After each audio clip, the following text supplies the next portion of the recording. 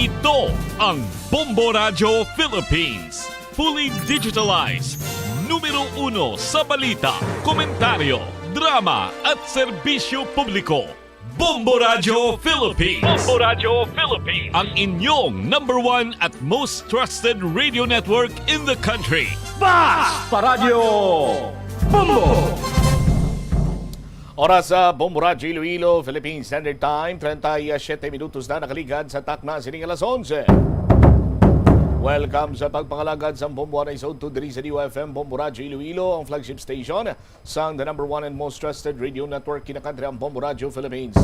Adlaw kita karon sang Miyerkules, Mayo 21, tuig 2025. Sa gihapon, inimula gani mo ang kurman, Bombo Chama Blanco Hover. Sa mga dalaguan kag mga nagapauna kunon nga mga balita. Reckless sa driving nagapangunang rason nga sa mga na-record nga disgrasya sa lalanon diri sa Western Visayas. Suno pa sa Land Transportation Regional Office sa 6. Mga motorcycle rider club ni dapat kuno nga i-regulate. Suno pa sa LTO. Sa police report sa driver nga tuyo magpanghimulo sa iya pasahero, gintumod kag nauyatan na sa karon sang uton na PNP ang pangalan kag whereabouts sini. Muni madalagwar mga balita, issues kay impormasyon na main sentro karon sa aton sini nga pagpangalagad sa gyapon diri sa palatuntunan na bombohanay sa udto. Sa iban pa nga mga talupang doon nga balita lokal. Matapos ang May 12 midterm election sa tunsining mga kabombo ang Iloilo City COMELEC orang COMELEC or Commission on Elections sa pangkabugusan ang nagatutok nagkaroon sa palabuton sining barangay sa Guniang Kabataan election sa palabuton iya nga December 1, 2025. May araman sang patigayunon sining registration sa noy ni bantayan kay talakayon ta driman sa aton sining pagpangalagad. Sa iban pa nga mga talupang doon karon nga balita. Matapos nga nagpagwa sang statement ang presidente si President Bongbong Marcos nga hindi iluyag sang mga kaaway kag luyag nga mag balikanay ang mayo nga pagtamdanay sang mga Marcos kag mga Duterte. Si Senator Bato de la Rosa nagpahayag nga dapat magpakita kuno sang extreme sincerity kung balabukas gid man si President Bongbong Marcos o ang mga Marcos sa pag-reconcile sa mga Duterte. Sa iban pa nga mga talupang doon karon nga mga balita, 5-minute response sa aton sining kapulisan nga ginamando ni President Bongbong Marcos. Ginaistoryahan man sa karon inibala sarang matungdan sa aton siniyang kapulisan. Kag subong man ang Oklahoma City Thunder naka-draw sang first blood sa Western Conference Division Finals, ginlutos ang Minnesota Timberwolves sa aton sinikaron niya nga mga kabumbo. Wala nagpapirdi si Shai Gilgeous-Alexander o kun si SGA sa kay Anthony Edwards. Ang iskor mga kauturan na 88 batok 114. Sa aton sinikaron niya nga mga kabumbo tigin paramalhas man ang Minnesota Timberwolves kag aluson na nga masagang man banwa ining superstar karon sa Oklahoma City Thunder nga si Shai Gilgeous-Alexander o kung mas kilala bilang tawag sa iya sini nga si SGA. Sa aton sini karon nga mga kuturan bago gilamang nga nagtakop ang ila sini nga game 1 kag nakauna na karon nga makapuntos sa series, best of 7 series ang Oklahoma City Thunder. Sa aton sinikaron niya nga mga tagpalamati apisarya sa malawig sini nga tsimpo nga namalhan man iya sang presensya sa bahin sang playoffs ang Oklahoma City Thunder karon ang mayara sang 10-0 run kag 14-point advantage sa third quarter nga kung sa diin nakuha nila ang runaway win 114 batok 88 sang una siningabahin sang game number 1 nag-struggle pa diri banwa si Shai Helios Alexander, si SGA, no? Sa iya sininga punto sa field, batok sa physical nga depensa kag mga pang double team sang Minnesota Timberwolves.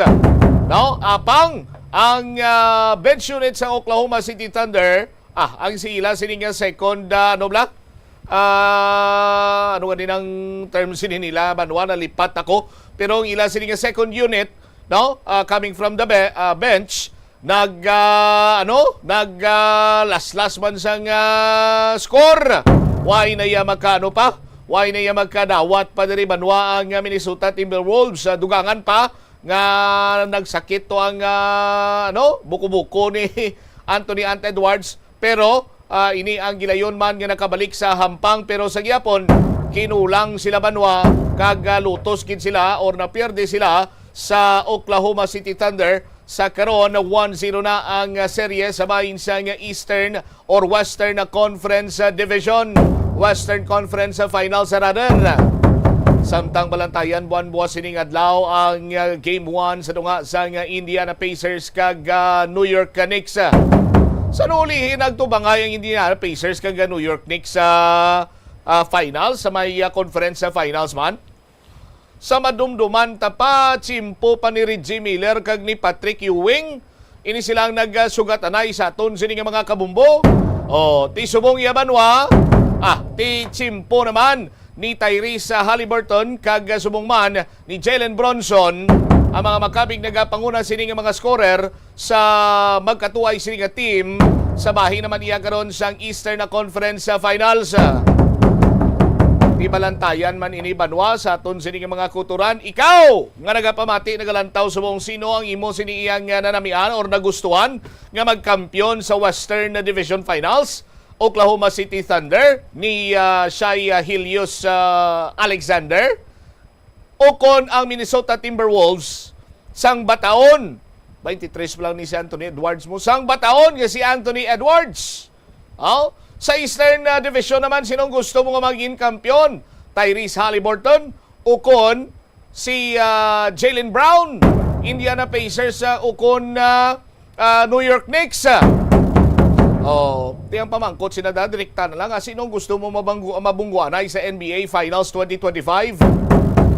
Sa aton sinikron niya nga mga kauturan. 44 minutos na nakaligad sa takna sining alas 11 driman sa palatuntunan. Bumbuhanay sa udto kaupod sa gyapon simula ganimong kurman. Bombot Sham Blanco Hover. Standby sa dugang sining mga balita kag impormasyon driman sa aton sining pagpangalagad. Kagapon sining adlaw nagpabutyag si President Bongbong Marcos nga hindi niya naluyag nga madugangan pang iya sining kaway or laluyag sini banwa gaway sang mangin kaway, no? Gani bukas ini siya sa ginatawag sining reconciliation kaupod iya sa mga Duterte pagkabati sang pinakamalapit nga kalyado, no? Kag makabig naton nga ti tawo gid ni former President Rodrigo Duterte kag malapit sa pamilya Duterte nga si Senator Bato de la Rosa. Iya sini nga ginapahayag nga ti nagakadapat kung amo sinang tinutuyo ni President Bongbong Marcos nga magpakiguliay sang maayo sini nga tandanay sa mga Duterte, ti nagakadapat nga ipakita niya ang iya sini nga extreme sincerity, no? Extreme sincerity sa sining ginapahayag banwa sa aton sini nga presidente nga reconciliation. Sa aton sini nga mga kabumbo para kuno nga ma-prove ang iya sini nga willingness nga mag-reconcile kaupod sa mga Duterte. Hambal gani ni Senator Bato de la Rosa, maganda kuan yan. Magandang simulain yan. Magandang simulain sino ba naman ang may gusto ng away. Lahat naman tayo gusto katahimikan, pero yun nga lang, kung sincere sila sa kanilang sinasabi, no, amo na kunong ipakita sini nila sa aton sini nga mga kabumbo. Kaya punto yan ni Senator Bato de la Rosa Sa inyo ti waya sang kayuhan kung mangita ka lang imo ya sang forever dra may ara ka imo sang kontra.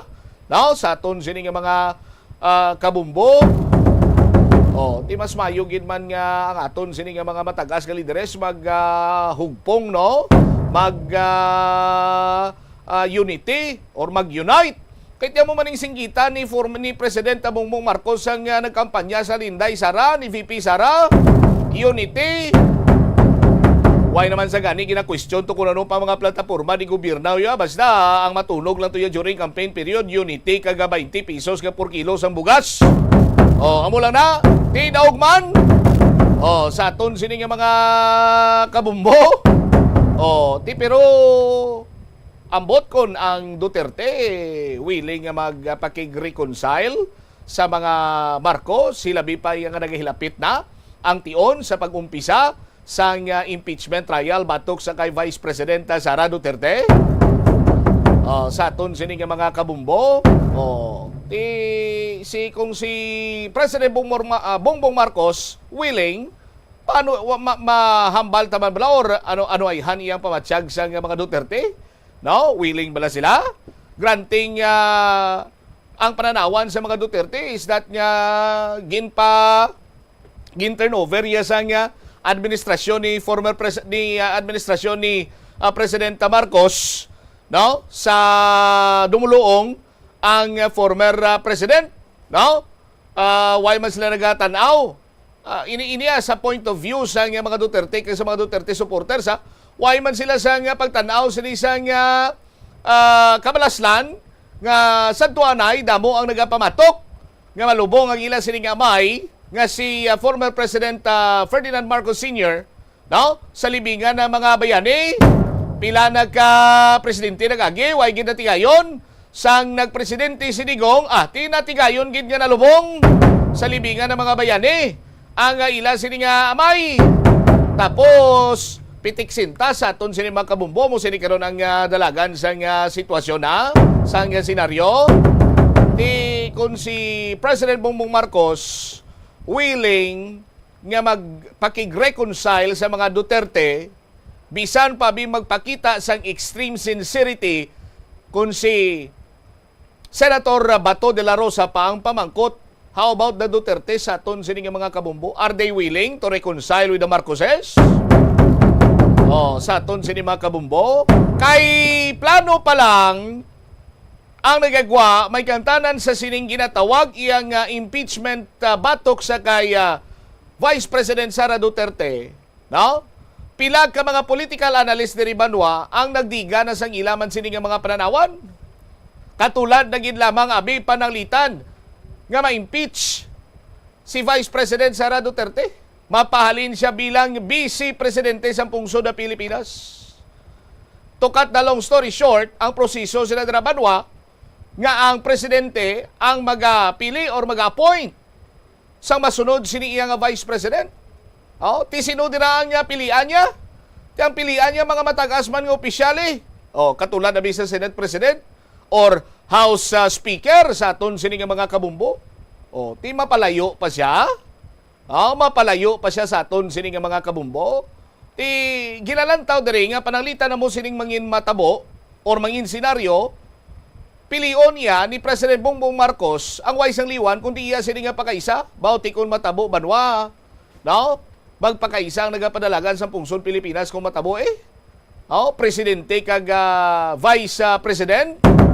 Tido mo sinang senaryo pananawan sa aton sini nga mga kabumbo. On the other hand, last time na plastar man diri sa Bombo Radio nga nakaistorya si Vice President Sara Duterte sa kay Congressman Pulong Duterte sang segundo distrito sang Davao, kag iya sini ginambal nga adlagan kabla House Speaker. Tiway man kuno nagsabat si Pulong nga oo kung hindi. No? Ang iya lang to siniya do mabudlayan ta dira guro magamos ng sitwasyon. Siya ti kung hindi ka mag-House Speaker, pasiguraduhon mo nga makuha mong minority leader. Tinuway man sang specific na sabat dire ang miyembro sang House of Representative nga si Pulong Duterte sa mga palamangkutano ni Vice President Sara Duterte sa aton sini nga mga kabumbo. Oh. Tikon ng taon man ang other side of the story, ti anong plastada bay? Sa aton sini mga kabumbo. Oh. Pananglitan karon nabi mag-House Speaker dira si Congressman na Paulo Duterte. Vice President ang iya sini nga utod. Oh, ti may control man sila bisan pa paano sa aton sini nga gobyerno. Oh. Ti ekspektaron ta sa aton sini mga kabumbo kay ti do mo man lang sini banwang mangin na plastada nga mangita man sila pamaagi to oust the president. Oh, ti kung ma-oust ang president sa aton sini nga matag palamati, ano naman ang plastada? Oh, ti kung ti ma-presidente si Inday Sara, pag presidente ni Inday Sara sa aton sini makbumbo. Oh, correct me if I'm wrong, pero ti amo man na balang proseso? Ma-appoint siya or mangita siya sa iya sini nga vice president? Ti sino ba i-appoint siya dami nga vice presidente? Ti utod siya eh. Di ba? Oh, sa aton sini nga matag palamati, ti ang mga Duterte naman na magakontrolar sa pungsod Pilipinas. Oh, amo man yapon sa aton sini nga mga kabumbo, no? Ti makabig tabala ini banwa ining mga ginatutukan karon sa mga matag-as nga opisyal sang gobyerno diri sa pungsod Pilipinas. Makabig bala naton nga ini serbisyo publiko? Makabig bala naton ini nga pagtungod sa ila sini nga ginpangako? Makabig bala naton ini nga bulig ini para sa minilyon sini iya nga pumuluyo sang pungsod Pilipinas? Kung amo sini nga senaryo ang matabo nga tagsa-tagsa iya sa ila, ang may tinutuyo, kag nagapaminsar nga pananglitan, yara na sila sa tuktok, maabot gid ang day of reckoning, batok sa mga tawo, ngati nagpisga man sa ila sadtong tsimpo. Oh. Ti pananglitan mapabarato sini ang mga baraklon. Oh. The other way around namin ko nga the other way around kon Marcos Romualdez, Duterte matabo blay plastar ko gida. Oh, mapataasan sini ang sweldo sang ordinaryo nga mga mamumugon. Makahatag ini sang kahigayunan sa mga pigado agod iyang makadawa-dawa sa pagpangabuhi. Yang nakita lamang naton sinadri banwa sa sini iya nga senaryo, and hopefully hindi amo sini ang dangatan ta, is the hunger for power. Gutom sa puder. Sa aton sini makabumbo.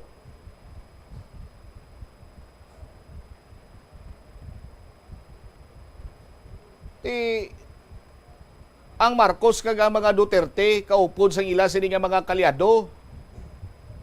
Sige sa karon wala sang untat iya banwa. Ang ila sini nga pagbinangigay, mapagwa to sang kung ano naman sini nga sahi sa mga impormasyon. Batok sa mga Marcos, mapagwa naman sang mga nagkalain-lain sini nga mga akusasyon, batok sa mga Duterte. Oh. Kay ti ang ilalang siniya nga pananawan nga dapat maklear nila ang area para sa ilaman siniya nga pagpungko sa mas mataas sini nga pwesto sa aton nga gobyerno. Oh. Ti kabay pa nagsala lamang ako banwa. Oh, kabay pa nga nagsala lamang ako sa amo sini naton siniya nga pananawan sa magtimbang sini nga senaryo pananglitan. Oh, ining ginaforsi sang pila ka mga political analyst ang matabo sa palabuton diriya sa pungsod da Pilipinas.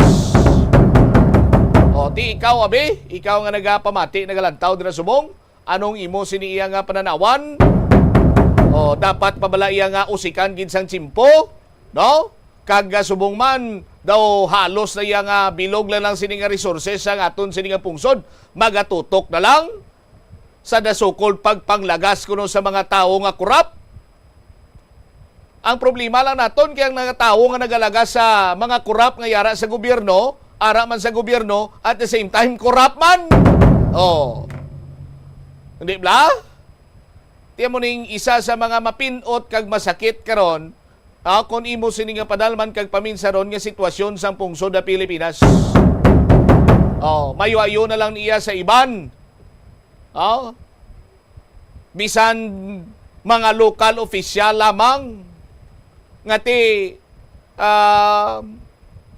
ang sunod sa ila sini nga paminsaro na magpanerbisyo magbawi sa bulig sa nga mga pumuluyo nga nagbutang sila sa pwesto, balos sila. Tiyang ila sini nga balos amo yang matutuod sini nga serbisyo publiko. Pagtuman sa ila sini nga mga ginpromisa.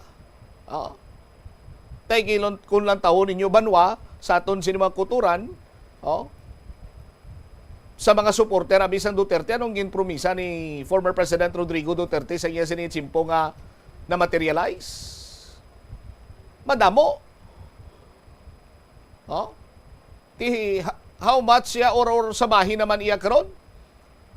Sang administrasyon ni President Ferdinand Bongbong Marcos.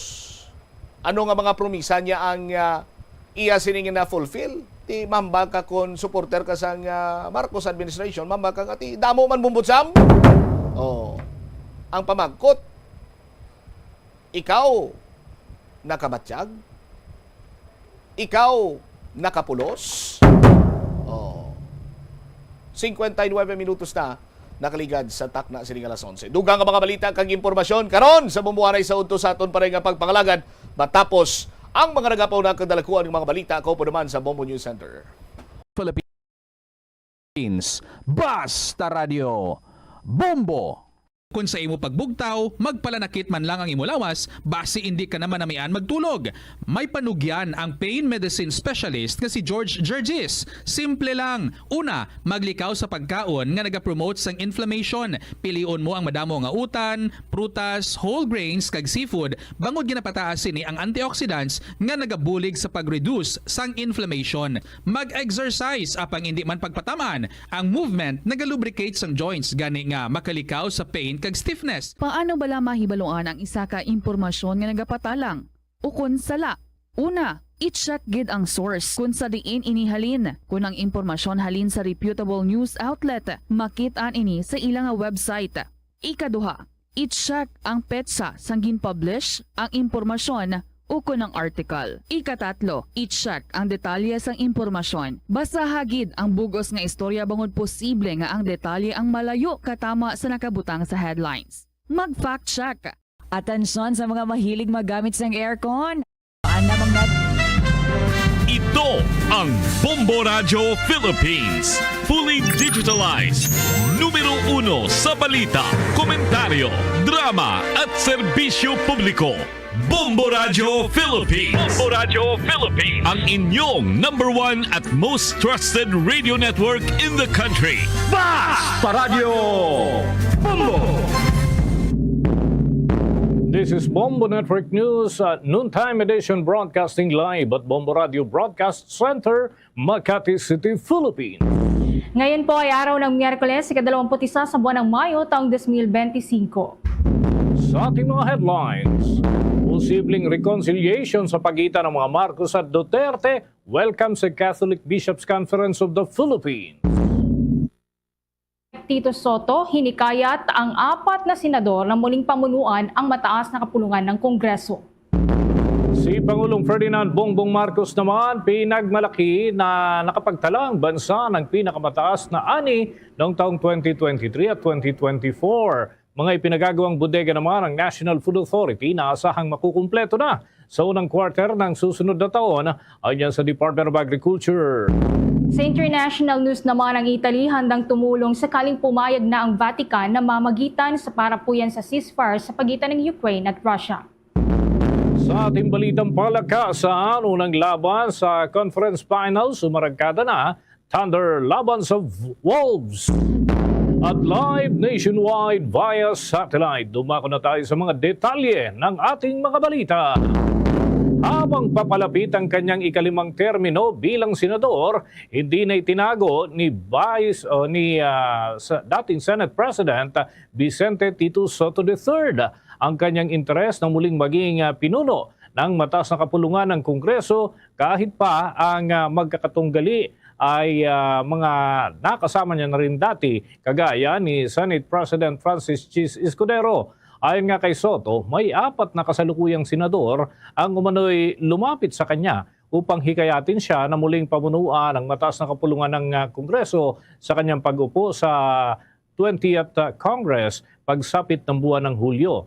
Si Soto, mga kabombo, isang 76 na taong gulang, ay kabilang sa 12 nanalong senador sa nakalipas na eleksyon. Nang tanungin naman kung interesado ito sa usapang Senate presidency, sagot nito na magsisinungaling pa siya kung sasabihin niya na hindi ito interesado. At kung meron man na 13 senador ang tutukoy na sila ay boto para sa kanya, ay kanya itong taus-pusong tatanggapin ang nasabing desisyon. Kaugnay niyan, narito ang naging bahagi ng pahayag ni dating Senate President Vicente Tito Soto III. The decision of the majority of the members of the Senate. So whether you want to be or not, the important thing is that there are enough numbers to elect a Senate President. If my colleagues will offer me the position, I will gladly accept. Bahagi yan ang mga pahayag ng Senator-elect na si Vicente Tito Soto III. Dagdag pa nga ng opisyal na hindi lamang kaugnay sa Senate presidency ang napag-uusapan ngayon kapag nakikipagkita sa kanya ang ilang mga mambabatas at meron pang ibang mga paksa na nais umanong pag-usapan. Narito pa ang patuloy ng mga pahayag ni Senator Vicente Tito Soto III. Madami kami kausap eh. Iba-ibang ang agenda na napapag-usapan. Minsan napapag-usapan yung legislative agenda, napapag-usapan yung eleksyon, pero napapag-usapan din yung leadership sa Senado. No, so mahirap magbigay ng tamang bilang kung sino yung kumakausap sa akin o nakakausap nila. Kasi yung nakakausap ko, meron din mga nakakausap na iba. Lagi pa yan mga pahayag ni Senator Vicente Tito Soto III. Bago pumasok sa politika noong taong 1988, kilala si Soto bilang komedyante at TV personality. Nagsilbi rin siya bilang Senate President sa loob ng 4 at kalahating taon sa ilalim yan ng Administrasyong Duterte. Kung tuluyang lalaban si Soto, kakailanganin niyang tapatan si Escudero na kapwa niya kasapi ng Nationalist People's Coalition o NPC. Kaya posibleng magkaharap ang dalawa na stalwart ng partido sa isang matinding labanan. Yan ay para sa liderato ng Senado. Malugod namang tinanggap ng Catholic Bishops' Conference of the Philippines o CBCP ang pahayag ni Pangulong Ferdinand Marcos Jr. na bukas siya sa posibilidad ng reconciliation sa pamilya Duterte. Iginiit ni CBCP Episcopal Commission on Public Affairs Executive Secretary Father Jerome Siciliano ang unity and reconciliation na pagkakaisa at pagkakasundo-sundo ay laging nagdudulot po yan ng kabutihan sa buong bansa. Gayunpaman ang naturang hangarin daw ay dapat na nakaangkla para sa common good o ikabubuti ng nakakarami. Malalang sa isang panayam ay binanggit ni Pangulong Ferdinand Marcos Jr. na bukas nga siya na makipagkasundo sa pamilya Duterte. Kalakip ng pagnanais na maiwasan ang mga kaguluhan at may palaganap ang pagkakaisa para sa katatagan ng bansa. Ayon sa Pangulo, ayaw niya ng gulo at gusto niya nga makasunod ang lahat ng tao. kung babalikan noong taong 2022 presidential elections at magkasama pang tumakbo noon sa ilalim ng Team Unity sina Pangulong Marcos at Vice President Sara. Ang natura nga pong tandem ay umani na mahigit 30 milyong boto. At mula po yan sa Luzon hanggang Mindanao at nakapagtala din ng pinakamalaking bilang ng mga botong nakuha ng isang presidente at isang vice-presidente sa kasaysayan yan ng Pilipinas. Kinalaunan ay tuluyan ding nabuwag ang Team Unity kasunod na rin ng unti-unting pag-aaway sa pagitan ng pamilya Duterte at ng pamilya Marcos. Kumuna tayo mga kabombo ng karagdagang report. Si Pangulong Ferdinand Marcos Jr. ipinagmalaki na nakapagtala ang bansa ng pinakamataas na ani noong 2023 at 2024 at mga ipinagagawang bodega ng National Food Authority na asahan huyan na makukumpleto sa unang bahagi ng susunod na taon ay naman sa Department of Agriculture. Yan at iba pang mga balita hatid ni Bombo Annalise Soberano. Bombo Dennis, ipinagmalaki nga ni Pangulong Ferdinand Marcos Jr. na nakapagtala ang bansa ng pinakamaraming ani ng palay noong 2023 at malampasan pa nga ng sumunod na taon sa 2024. Resulta din ito sa mga sunod-sunod na construction ng irrigation project sa gitna ng target mapalakas ang produksyon ng palay at maging sapat ang supply ng bigas sa bansa. Bukod anya sa mga dam na naitayo ay naririyan din ang maraming pinamimigay na makinarya sa mga magsasaka. Gayunpaman, ang nangyari, sabi ng Pangulo, ay may mga opisyal ng pamahalaan na na-spoil at ang ginawa ay import lang ng import. Ang pag-angkat, sabi ni Pangulong Marcos, ay naisakatuparan sa legal at illegal na pamamaraan. Pakinggan natin ang pahayag ni Pangulong Ferdinand Marcos Jr. 2023, ang ani ng palay sa Pilipinas pinakamataas sa kasaysayan ng Pilipinas. Nalampasan pa yun noong 2024. Sa production, dahan-dahan inaalalay natin. Bakit ngayon lang na tayo nagbibigay ng tulong sa produksyon? Dahil ang Pilipinas, ang mga opisyal na spoiled. Basta't import lang ng import. Tapos, yung importation niyan, illegal and legal. Samantala, nagpayag naman ng kumpiyansa si Agriculture Secretary Francisco Tiu Laurel na matatapos na sa unang quarter ng susunod na taon ang mga pinagkukumpuni at ipinatatayo nilang mga bodega ng National Food Authority. Sinabi ni Laurel na ito ang isa sa pangunahing tutok ng kanilang programa para masiguro ang sapat na lugar na mapag-imbaka ng bigas na bibilhin ng mga mula kanyang Bombo Annalise Montaño Soberano nag-uulat para sa number 1 and most trusted radio network in the country, Bombo Radio Philippines, Basta Radio, Bombo.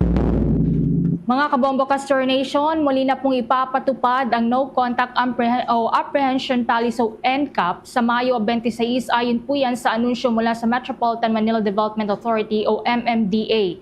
Ito ay matapos ngang alisin na ng Korte Suprema ang Temporary Restraining Order o TRO sa NCAP makalipas ang 3 taon mula nang suspindihin ito ng Korte Suprema noong Agosto at 30 ng taong 2022. Ayon kay MMDA Chairperson Romualdo Artes, walang pagbabago sa polisiya kung saan contactless ang paghuli nga sa mga lalabag sa pamamagitan ng naka-install na CCTV cameras sa halip na pisikal na huhulihin ng mga enforcers. Ipapadala na lamang ang notice of violation ng mga violator sa kanilang registered address sa datos ng Land Transportation Office. Samantala, ipinaalala naman ng Korte Suprema na maaari lamang magpatupad ng NCAP ang MMDA sa mga pangunahing kakalsadahan, partikular na dyan sa may C5 at EDSA, subalit mananatili pa rin ang mga ordinansang ipinasa ng mga lokal na pamahalaan. Kaugnay pa rin mga kabombo ng naturang balita, binigyang din naman ang kataas-taasang hukuman o Korte Suprema na hindi kasama sa kanilang pagpapatigil nga ng Temporary Restraining Order ang implementasyon ng No Contact Apprehension Program doon sa lokal na mga pamahalaan. Ito nga ay matapos na maglilitawan ang ilang katanungan hinggil sa mga pulisiya ng mga lokal na gobyerno. Ito ang siyang nilinaw ng kataas-taasang hukuman matapos na maisa publiko ang desisyong binawi na ang naturang temporary restraining order na siyang nagpahinto sa pagpapatupad ng No Contact Apprehension Program. Ayon sa kasalukuyang tagapagsalita ng kataas-taasang hukuman na si Attorney Camille Su Meiting, partially lifted lamang ang temporary restraining order at hindi saklaw ang pagsuspinde ng temporary restraining order ng No Contact Apprehension Program ng local government units kung saan ay kinatigan nga ng kataas-tasang hukuman ang inihaying urgent motion ng Metropolitan Manila Development Authority sa pamamagitan ng Solicitor General para ipatigil ang inisyong temporary restraining order noon pang taong 2022. Kaugnay niyan, narito ang naging pahayag ni Attorney Camille Su Meiting. Yes, because if you remember, the TRO that the court issued last August 30, 2022, yung TRO covers the MMDA resolution and the local city ordinances. So the TRO here is only lifted with respect to the MMDA, but it still remains with respect to the LGU ordinances. Bahagyan ng pahayag ng tagapagsalita ng Korte Suprema si Attorney Camille Ting. At kahit nga dito mga kabombo ay maaaring ipatupad ang No Contact Apprehension Program ng Metropolitan Manila Development Authority matapos na mapatigil ang bahagyang pag-iral ng naturang temporary restraining order. Ngunit ibinahagi pa ng tagapagsalita ng Korte Suprema na ito'y para lamang sa mga pangunahing kalsada o yung tinatawag na major thoroughfare. Kabilang na rito ang kahabaan ng Epifanio de los Santos o yung EDSA at yung C5 at iba pa natutukuyin nga nasa Claudine dahil naman sa ilang konsiderasyon. Samantala nakatakda ang rebuilding sa naturang kalsada kaya naman palaisipan ang magiging implementasyon ng ilang bahagi ng naturang patakaran. Narito pa ang patuloy ng mga pahayag ng tagapagsalita ng Korte Suprema. It will be implemented, it can only be implemented by the MMDA in major thoroughfares kasi yung MMDA resolution only refers to major thoroughfares, especially C5 and EDSA. Samantala, dagdag pa ng opisyal, inihayag din ng naturang tagapagsalita na ang implementasyon ng No Contact Apprehension Program sa pamamagitan ng Metropolitan Manila Development Authority ay maaaring agad na ipatupad at hindi na kinakailangan pang sabay-sabay na pairalin kasabay ng mga salukal na pamahalaan. Bombo International News. Nakahanda naman ang Italy o Italia na tumulong sakaling pumayag ang Vatican sa suhestyon ni US President Donald Trump na mamagitan ito sa pag-uusap kaugnay po yan sa ceasefire o tigil putukan sa pagitan ng Ukraine at Russia. Ayon sa opisina ni Prime Minister Giorgia Meloni, handa ang Italia na mag-facilitate ng contacts at makipagtulungan tungo po yan sa kapayapaan sa Ukraine at nakikita nito bilang positibo ang sinabi ni Pope Leo XIV noong nakalipas na linggo na laging handa ang Vatican na pagkasunduin ang magkalaban at gagawin ang lahat ng paraan para mamayani ang kapayapaan. Inihayag din ng Holy See na ang ideya ng pag-host o pag-mediate sa pag-uusap ay isang pag-asa sa ngayon kaysa sa anumang konkretong plano. Nauna naman ang inihayag ni Ukrainian President Volodymyr Zelensky na nakausap na niya si Giorgia Meloni kung saan kabilang sa kanilang napag-usapan ay ang posibleng plataporma para sa pag-uusap nila ng Russians. Dapat tayo mga kabombo ng mga karagdagan report. Ako tayo dyan sa bahagi ng Senado. Ito si Senator Ronald Bato de la Rosa nagpahayag ng kahandaang tumayo bilang Senator Judge sa nakaambang impeachment trial laban kay Vice President Sara Duterte sa kabila ng pagiging malapit niya sa pamilya Duterte ay mananatili raw siyang objective. May balita si Bombo J.C. Galvez. Handa na raw si Senator Ronald Bato de la Rosa na tumayong Senator Judge sa nakambang impeachment trial laban kay Vice President Sara Duterte na posibleng simulan sa Hulyo. Ayon kay de la Rosa, wala raw siyang na-explore na posibilidad na hindi matuloy ang nakatakdang paglilitis sa kanyang kaalyado na si VP Sara. Anya, hindi niya raw pinaghahandaan na hindi matuloy at sa halip, matuloy ang paglilitis laban kay Duterte. Kasi ako, ready na talaga ako to sit as Senator Judge. Wala akong in-explore na possibility na hindi matuloy. Hindi ko in-explore yan at wala akong effort na mag-isip ng paraan para hindi matuloy. Ang preparation ko is matuloy at ready ako to to sit as a senator judge. Yun ang aking preparation sa ngayon. Wishful thinking lang yun. Kasi kung sabi mo kung hindi yan, yung move na yun ay hindi constitutionally infirm, then I will support that. Kung hindi yan constitutionally infirm na action. Pero pag may mga questions sa legality, constitutionality, then as I've said, hindi ko pinaghandaan yung hindi matuloy. Ang pinaghandaan ko yung matuloy. Una rito, iginit ni De La Rosa na hindi na dapat ituloy impeachment laban kay Duterte, ngunit inamin niyang kailangan tukuyin ang legal na basihan nito. Anya, mas mainam na hindi matuloy upang makapag-focus sila mga senador sa pagpapaunlad ng bansa at hindi na rin magkawatak-watak pa. Gayunpaman, handa na niya siyang tumayo bilang senator judge sa impeachment trial. Magugunit ang sinabi rin ni Senate President Francis Chis Escudero na hindi makakaapekto sa proseso ng impeachment trial laban kay Duterte ang magiging komposisyon ng Senado kahit pang ilang mga nangungunang senador ay inendorso mismo ni VP Sara. Bagamat ang ilan sa mga nangunguna sa 2025 senatorial race ay inendorso ng Vice Presidente, sinabi ni Escudero na ipinapakita sa kasaysayan ng politika sa Pilipinas na posible pa ring tumalikod ang isang inendorsong kandidato sa taong nagbigay ng suporta sa kanya. Muli namang pinayuhan ni Escudero ang mga dati at mga bagong papasok na senador na huwag magkomento o magbigay ng posisyon kaugnay sa nakambang paglilitis laban kay VP Sara. Para sa Bombo Network News, ako si Bombo JC Galvez nag-uulat para sa number 1 and most trusted radio network in the country, Bombo Radio Philippines, Basta Radio. Bombo!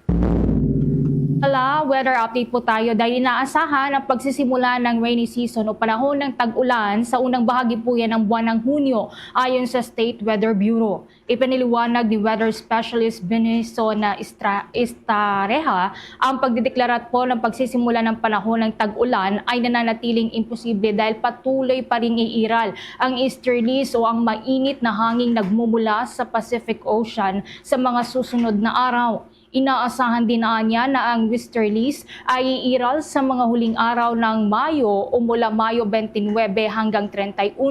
Nangangahulugan na posibleng magsimula ang rainy season sa mga unang araw po yan ng Hunyo. Samantala, asahan naman niya na patuloy na makakaranas ang malaking parte pa rin ng Mindanao, Palawan at Visayas na mga pag-ulan mula sa araw ng Huwebes hanggang Linggo dahil sa Intertropical Convergence Zone. Patuloy ding magdadala ng mainit at katamtamang lagay ng panahon ang easterlies sa ilang parte pa ng Luzon at Visayas at may mga tsansa rin na makaranas ng thunderstorms.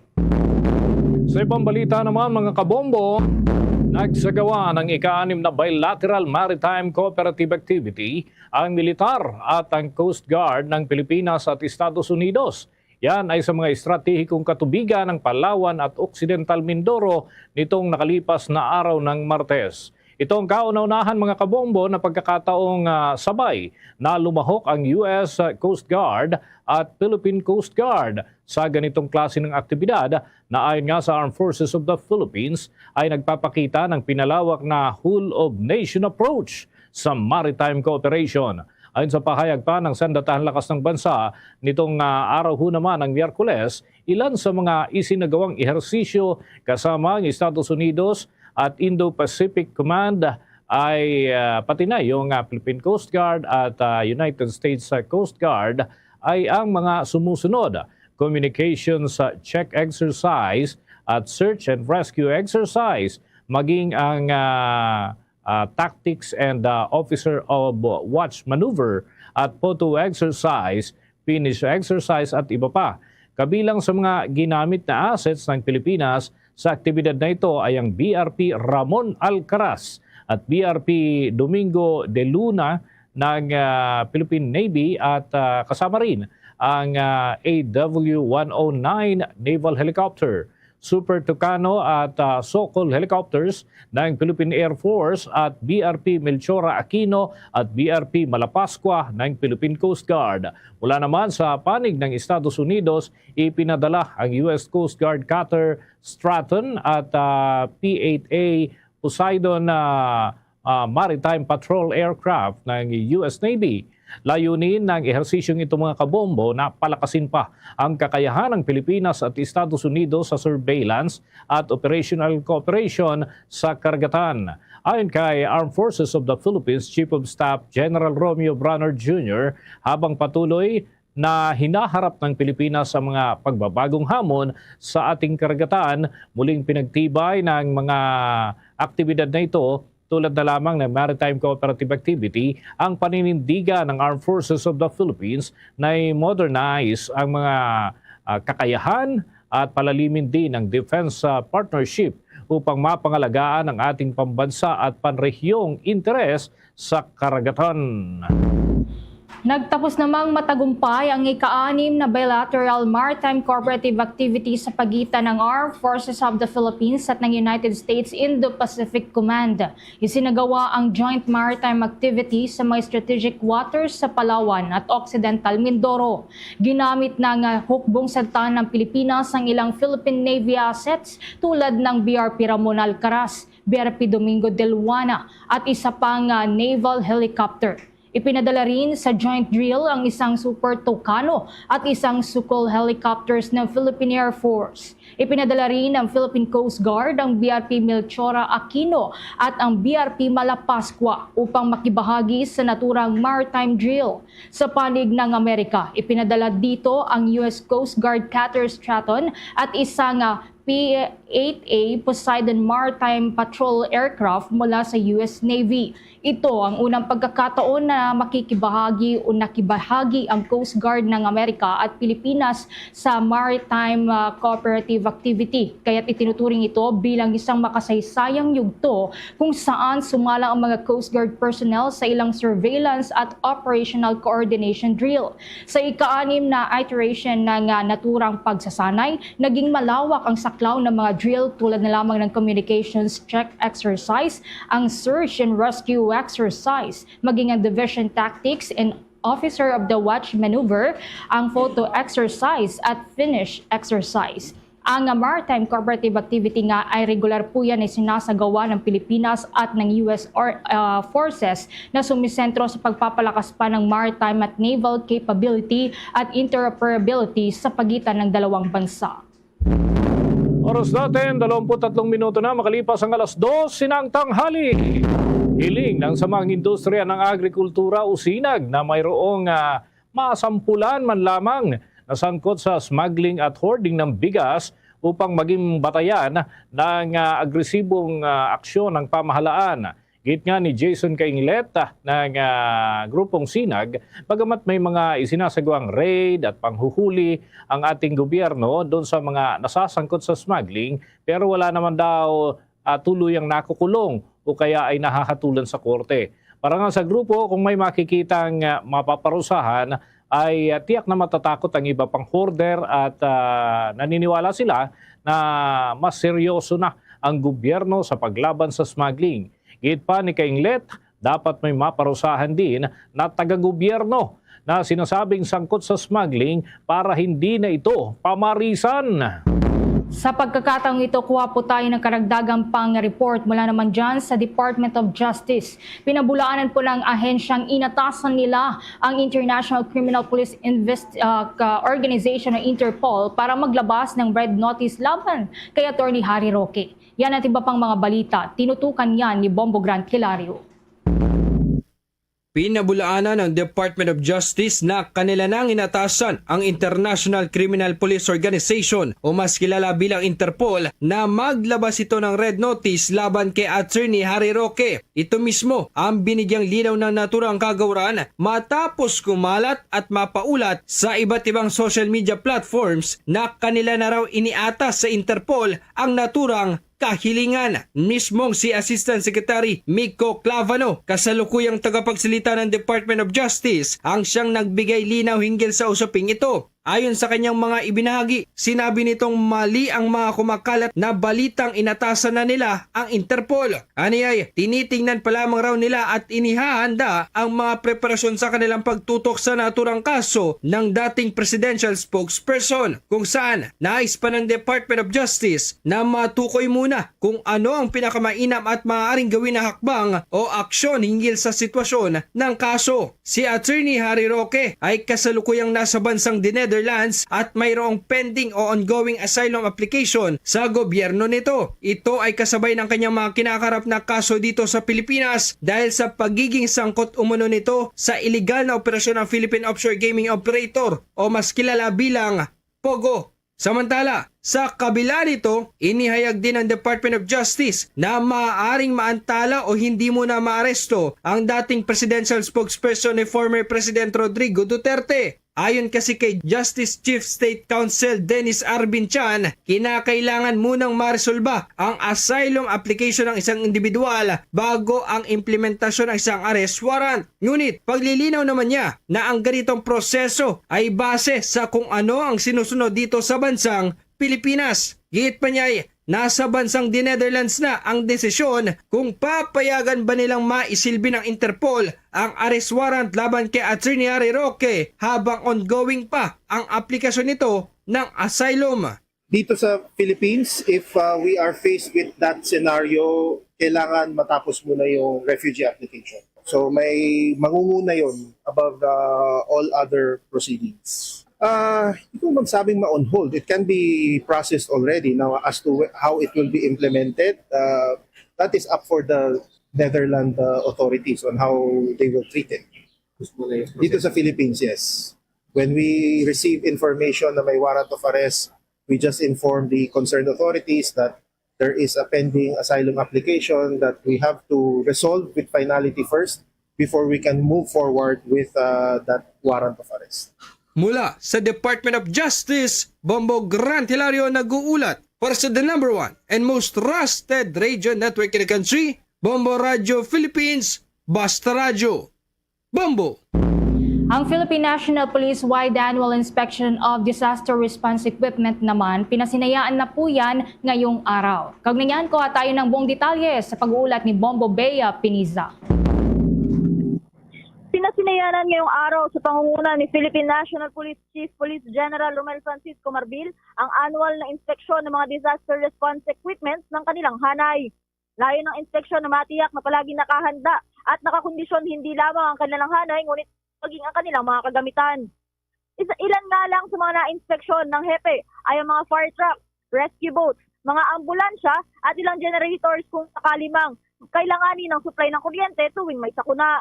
Sa isang panayam, tiniyak ni Marbil na 100% na nakahandang tumulong ang kanilang kapulisan sa kabila ng bilang ng kanilang mga kagamitan ay patuloy na makakapagserbisyo umano ang kanilang hanay. Lahat din anya ng kanilang kapulisan magmula sa mga nagsasagawa ng mga rescue operations hanggang sa mga tauhan na nasa ground ay mga sumailalim pa sa training. Kaugnay niyan, pakinggan natin ang mga bahagi ng pahayag ni PNP Chief Police General Romel Francisco Marbil. Alam mo, hindi lang po yun. Prepared po kami. 100% po, ang pulis po namin prepared to help.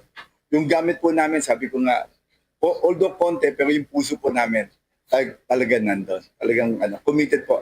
Lahat po yan trained. And kung napansin nyo, lahat po ng mga pulis namin were issuing mga raincoats. Dapat makumpleto na namin yan. Kasi hindi lang po yung pang pulis po namin. Pagka may bumabagyo, dapat makita nyo pa rin. Kasi peace and order is always a problem. Pagka may sakuna, yung mga tao natin, mga establishment na papabayaan. So we really need a policeman nandun sa ground. Layon din ng ginawang inspeksyon ngayong araw na matiyak na kahit anumang oras ay kayang rumisponde ng mga pulis sa kahit anumang sakuna. Ani Marbil, maliban sa 100% nakahanda ang kanilang kagamitan ng kapulisan, ay 100% din na nakahanda ang kanilang mga go bag para sa paghahanda naman sa maaaring emergencies, pagsasagawa ng mga rescue operations o maski sa gyera.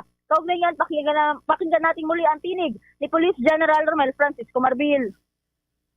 I-require po natin na at any given time, the police can respond. So yung mga tao natin, kagaya na sa staff natin, 100% po may mga go bags po yan. For gera, kailangan po natin, and for emergency purposes, lalo na for rescue, yun po yung requirement po natin. At least, wala po kaming percentage, hindi po kami naglalagay ng percentage, but more than ang kailangan talaga sa police is 25% kaya mag-responde na may gamit. Samantala, Bombo Dennis, Bombo Ever, ilan naman sa mga kagamitang sumailalim sa inspeksyon ngayong araw ay mga procurement bilang karagdagang kagamitan para sa kanilang hanay at maging sa mga rescuer. Para sa Bombo Network News, Bombo Bea Piniza nag-uulat. Para sa the number 1 and most trusted radio network in the country, Bombo Radio Philippines. Basta Radio, Bombo! Oras natin sa buong kapuluan, 29 na minuto na bago sumapit ang 1:00 ng hapon.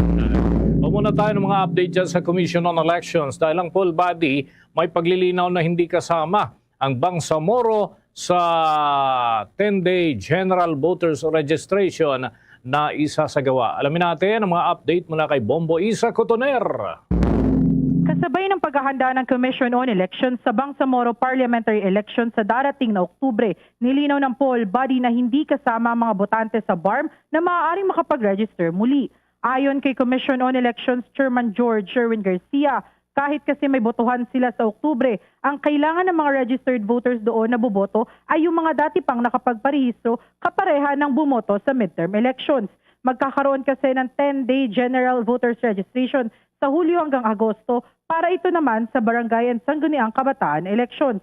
Pakinggan natin ang pahayag ni COMELEC Chairman George Erwin Garcia.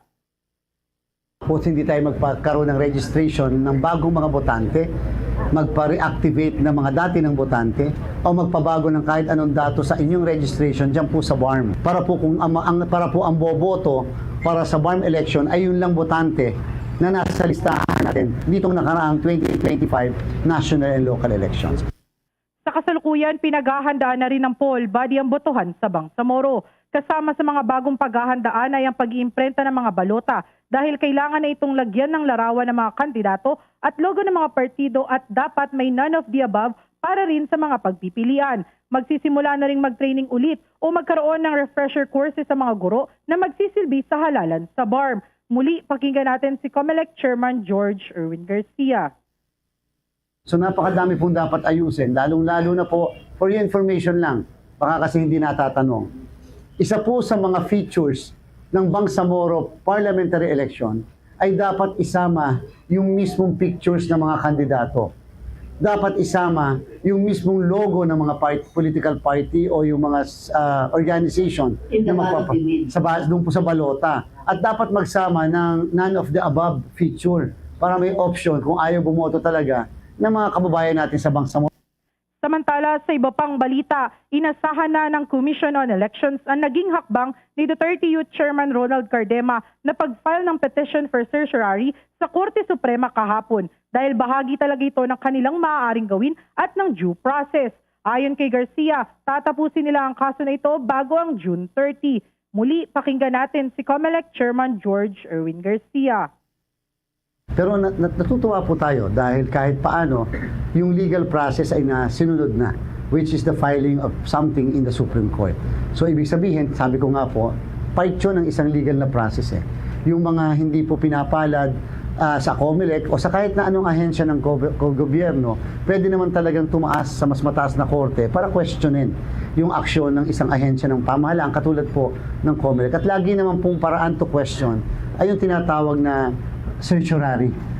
Mula sa lungsod ng Maynila para sa Bombo Network News, Bombo Isa Cotoner nag-uulat para sa number 1 and most trusted radio network in the country, Bombo Radio Philippines. Basta Radio, Bombo! Oras natin sa buong kapuluan, 26 na minuto bago sumapit ang 1:00 ng hapon. Lumobo pa sa mahigit 7,000 pamilya ang natukoy na apektado ng malawakang mga pagbaha sa Bangsamoro Autonomous Region in Muslim Mindanao. Nakakaranas kasi ang naturang rehiyon ng malawakang mga pag-ulan na nagdudulot na ng mga pagbaha at pagguho ng lupa at pangunay na doon sa mga bayan ng Datu Abdullah Sangki, Sharif Agwak, Datu Saudi Ampatuan, Datu Piang at Datu Salibo. Ang mga naturang bayan ay pawang mula sa Maguindanao del Sur kung saan ay natukoy ang halos 7,000 pamilya na apektado ng mga pagbaha. Ayon pa sa Office of Civil Defense, Bangsamoro, nagpapatuloy ngayon ang mga serye ng relief operations sa buong rehiyon. Yan ay upang matugunan ang pangangailangan ng mga biktima. Ilan kasi sa mga naturang lugar ay patuloy ding dumaranas ng mga pag-ulan hanggang sa mga panahong ito. Sa kasalukuyan ay apektado ang Bangsamoro sa mga pag-ulang dulot ng Intertropical Convergence Zone o yung nagsasalubong na hangin na may magkakaibang temperatura. Ang naturang weather system mga kabombo ay nagdudulot ng kalat-kalat na mga pag-ulan na tumatagal ng ilang oras dahilan upang lumobo pa ang bilang ng mga lugar na apektado at tumaas ang level ng tubig sa mga ilog at umabot doon sa mga low-lying areas sa iba't ibang bahagi ng naturang rehiyon.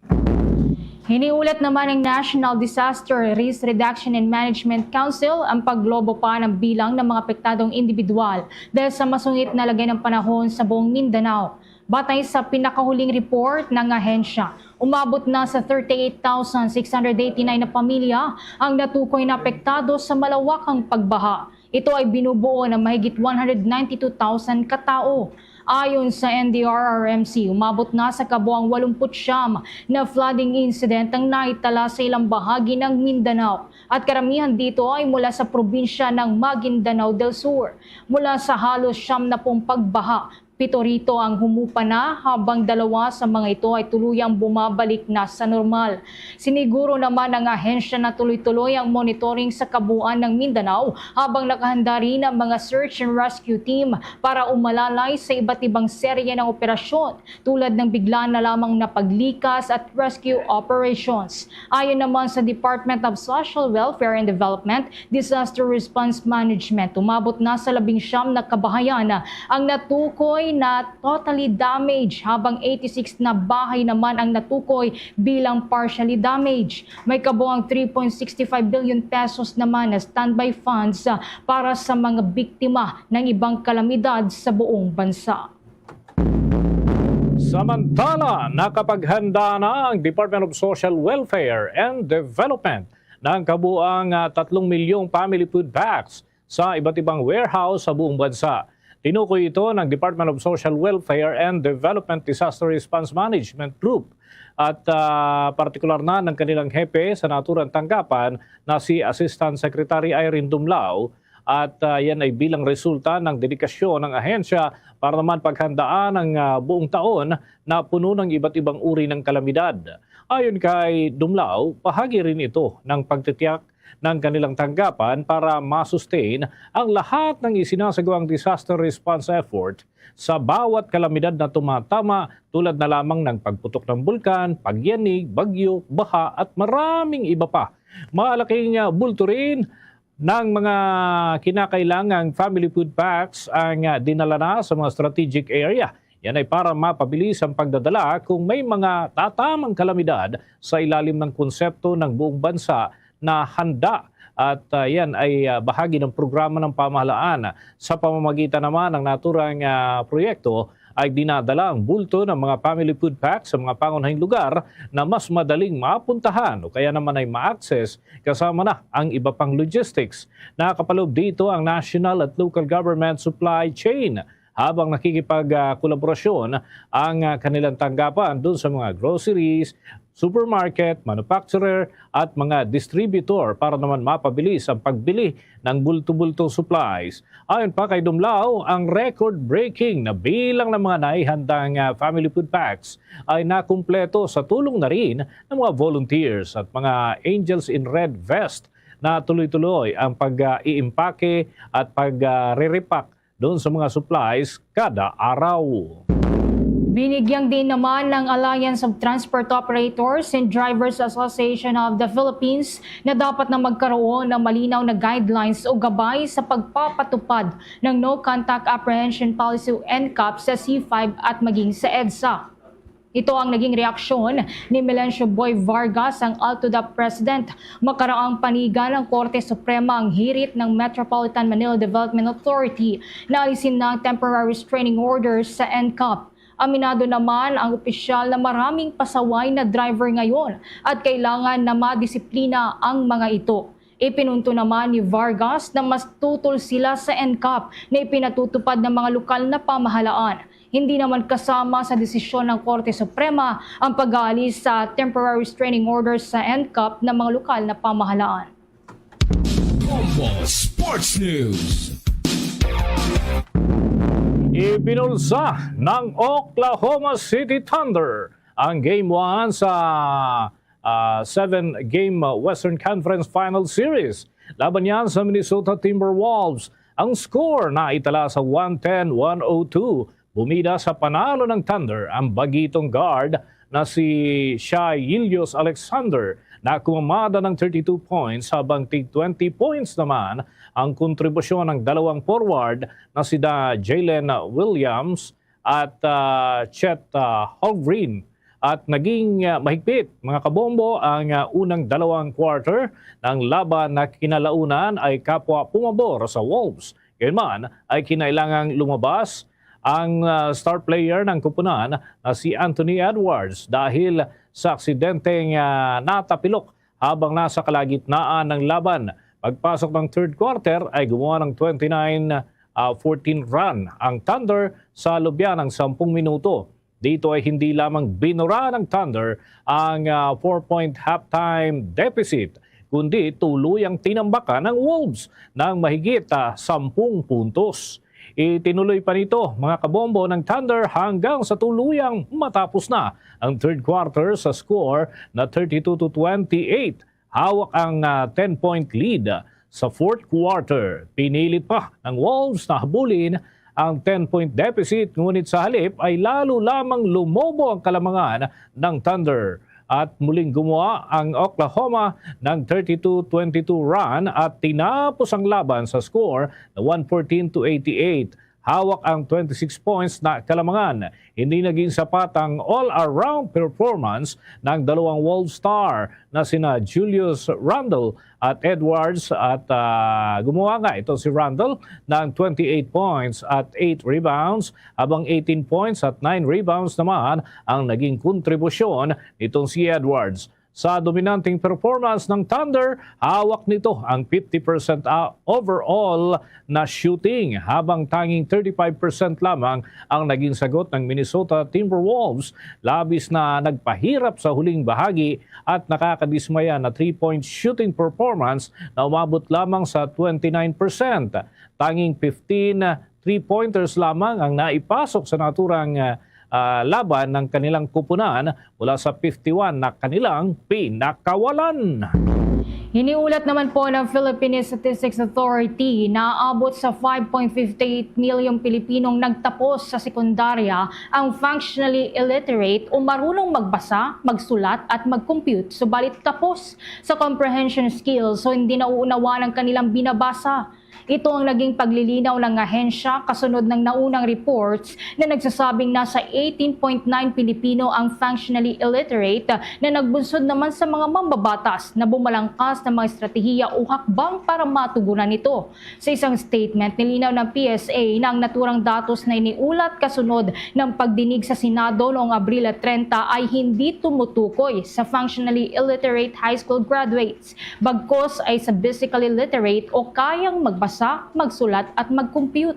Ito ay batay na rin sa Functional Literacy Education and Mass Media Study ng PSA noong 2024. Kung matatandaan sa pagdinig ng Senado, sinabi ni Senator Sherwin Gatchalian, ang chair ng Senate Basic Education Committee, na ang problema daw sa basic literacy ang isa sa mga dahilan sa likod ng mataas na kahirapan sa ilang mga probinsya. Sa kanyang sariling pagtaya gamit ang datos ng PSA at iba pang impormasyon, sinabi ng senador na noong nakalipas na taon, nasa 24.82 milyong Pilipino na nasa pagitan ng edad 10 at 64 ay kinukonsidera na functionally illiterate. Sinabi din ng mambabatas na nasa 5.86 milyong Pilipino na kabilang sa naturang age group ang basically illiterate. Karagdagan pang balita. Inamin ni Pangulong Ferdinand Bongbong Marcos Jr. na may countdown na itinakda para naman sa susunod na 3 at huling taon para naman sa panunungkulan ng Marcos administration. Ito'y sa gitna pa rin ng pagsisikap na dapat ay gawin umano para matapos ang mga nakalinyang proyekto ng kanyang administrasyon na dapat ay mapakinabangan ng tao. Sinabi ng Pangulo na nasa countdown niya para naman sa nalalabing mga taon at araw sa Palasyo Malacanang ay batid niya kung ano ang mga may mabagal na pag-usad ng proyekto na dapat ay madaliin at kung bakit makupad at kung bakit hindi pa nagagawa ang mga partikular na proyekto. Batid naman anya ng kanilang panig na isang dahilan sa mabagal na pag-usad ng proyekto ay ang pagiging maingat sa pagpapatupad ng checks and balance at maiwasan din dapat ang magkaroon ng issue sa Commission on Audit upang maging malinaw ang mga papeles at supporting documents para naman sa mga partikular na proyekto. Pero hindi naman anya dapat na humantong at mauwi sa diskaril ng ilang mga proyekto dahil lamang sa mahigpit na burokrasya at dapat ay unahin ang kapakanan ng mga mamamayan. Sa iba pang balita, pinapatutukan ngayon ng grupong Samahang Industriya ng Agrikultura o SINAG sa Department of Agriculture ang umano'y malaking agwat sa pagitan ng presyo ng manok sa farm gate at sa pamilihan. Pagbubunyag ng grupo, nananatiling mababa ang farm gate price ng mga panindang manok na nasa 90 pesos hanggang 120 pesos kada kilo.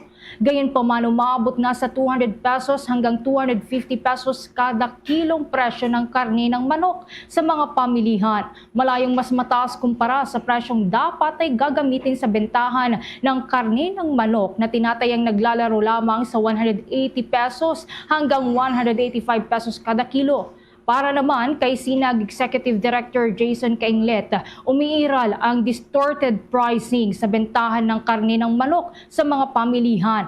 Ang distorted pricing ay nangangahulugan po yan na hindi akma ang presyo ng mga produkto sa totoong value o halaga ng mga ito, bagay na nagdudulot ng hindi magandang epekto para sa mga consumer. Dahil sa naturang problema, nagbabala si Cainglet na baka tuloy-tuloy itong samantalahin na ng mga nakikinabang dito, kaya't kailangan ng pumagitna ang Department of Agriculture. Posible rin niya na tumaas palalo ang presyo ng mga processed food na may sangkap na karne ng manok o mechanically deboned meat tulad na lamang ng chicken nuggets. Bago nito ay pinataw din ng pamahalaan ng Pilipinas ang import ban sa mga poultry products na nagmumula sa Brazil dahil na rin sa ilang health concern. Ang naturang bansa ang isa sa mga nagsusupply ng malaking bulto ng karne ng manok dito sa Pilipinas. Sa mga ulat naman ng ating mga himpilan, ako tayo dyan sa bahagi ng Western Visayas, yung mga gun ban violators, kahit tapos na ang eleksyon, patuloy pa rin na daragdagan ang mga nahuhuli dyan ho sa programa ng pamahalaan laban sa mga lumalabag sa pagdadala ng baril. Alamin natin ang update ng Bombo Radio Iloilo. Umakyat pa sa 71 bilang ng mga naarestong lumabag sa ipinatutupad na gun ban sa Western Visayas. Sa panayam ng Bombo Radio Iloilo kay Police Lieutenant Colonel Arnel Solis, tagapagsalita ng Police Regional Office 6, sinabi niya ang 70 mga baril at 4 na gun replica ang nakumpiska mula sa naarestong mga individual. Ayon kay Solis, karamihan sa mga lumabag ay mga sibilyan, ngunit may ilan ding empleyado ng pamahalaan. Dagdag pa rin Solis, sinampanan ng kasong paglabag sa firearms law at sa Comelec gun ban ng mga nahuli. Nagpaalala rin si Solis sa publiko na mananatiling epektibo ang gun ban hanggang sa Hunyo 11. Lahat po ito ay nasampahan po natin ng violation ng firearms law natin and pag-violate po ng Comelec resolution natin pertaining po sa Comelec gun ban. Gusto po natin palalahanan yung ating mga kababayan na yung pag-implement po natin ng Comelec gun ban ay matatapos pa po sa June 11, 2025. Si Police Lieutenant Colonel Arnel Solis. Para sa Bombo Network News, ito si Bombo Ayan Kahete.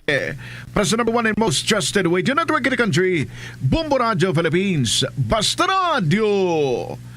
Bombo! Samantala, ang Anti-Agricultural Economic Sabotage Act dapat daw na mas higpitan pa ang pagpapatupad. Ang 20 pesos rice program naman magdudulot daw ng malaking pagkalugi sa gobyerno.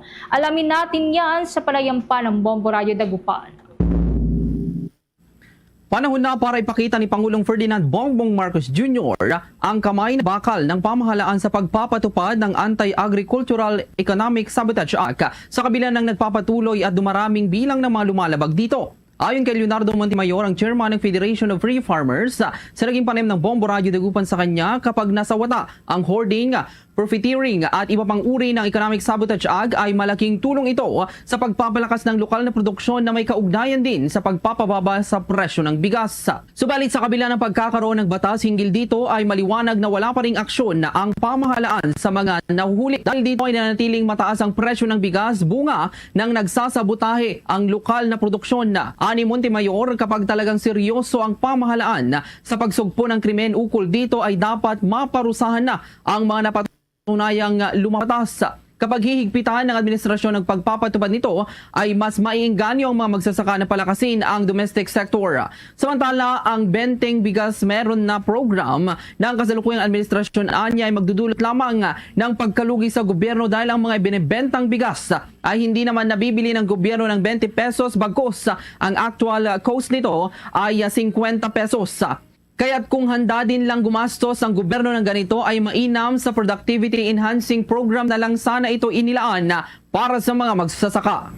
Kung handa naman pong gobyerno na gumastos ng ganyang kalaki, bakit hindi lang natin i-concentrate sa mga productivity enhancing programs para mapalaki ang local domestic rice production? Para sa Bombo Network News, mula rito sa Bombo Radio Dagupan, Bombo Oliver na kumus nag-uulat para sa number 1 and most trusted radio network in the country, Bombo Radio Philippines. Basta Radio, Bombo! Ito naman mga kabombo, ang Commission on Elections ay mabagal umanong kumikilos at mabagal din yung pagdedesisyon sa ilang mga usapin, kaya nauudlot ang proklamasyon ng ilang mga grupo, kagaya na lamang ho ng ilang party list groups. Alamin natin ang nakalap na impormasyon ng Bombo Radio Kawayan. Mabagal umanong kumilos at magdesisyon ang Commission on Elections, COMELEC, kaya naaapektuhan ang voters' will pagdating sa mga gusto nilang mahalal sa pwesto. Ito ang inihayag ng isang abogado matapos suspendihin ng COMELEC ang proklamasyon ng ilang kandidato at party list group na mayroong nakabinbing disqualification case. Sa panayam ng Bombo Radio Kawayan kay Attorney Domingo Egon Cayosa, ang former Integrated Bar of the Philippines o IBP President, sinabi niya na ipinagtataka nito kung bakit hindi pa nagdedesisyonan ng COMELEC ang matagal ng pending disqualification cases kahit tapos na ang halalan. Anya, bago pa man ang eleksyon ay dapat may pasya na ang komisyon hinggil sa mga nakabinbing disqualification case upang hindi na humantong sa suspensyon ng proklamasyon at hindi rin ito magmukhang politically motivated. Mayroon naman anyang mga legal remedies na maaring gawin ng mga individual at partido na nakaharap sa disqualification cases gaya ng paghahain ng petisyon para sa Temporary Restraining Order o TRO, subalit mahaba ang proseso para rito. Binigyan din naman nito na hindi umano ordinaryong usapin ang mga election cases, kaya dapat binibilisan ang pagproseso sa mga ito para hindi masayang ang boto ng taong bayan.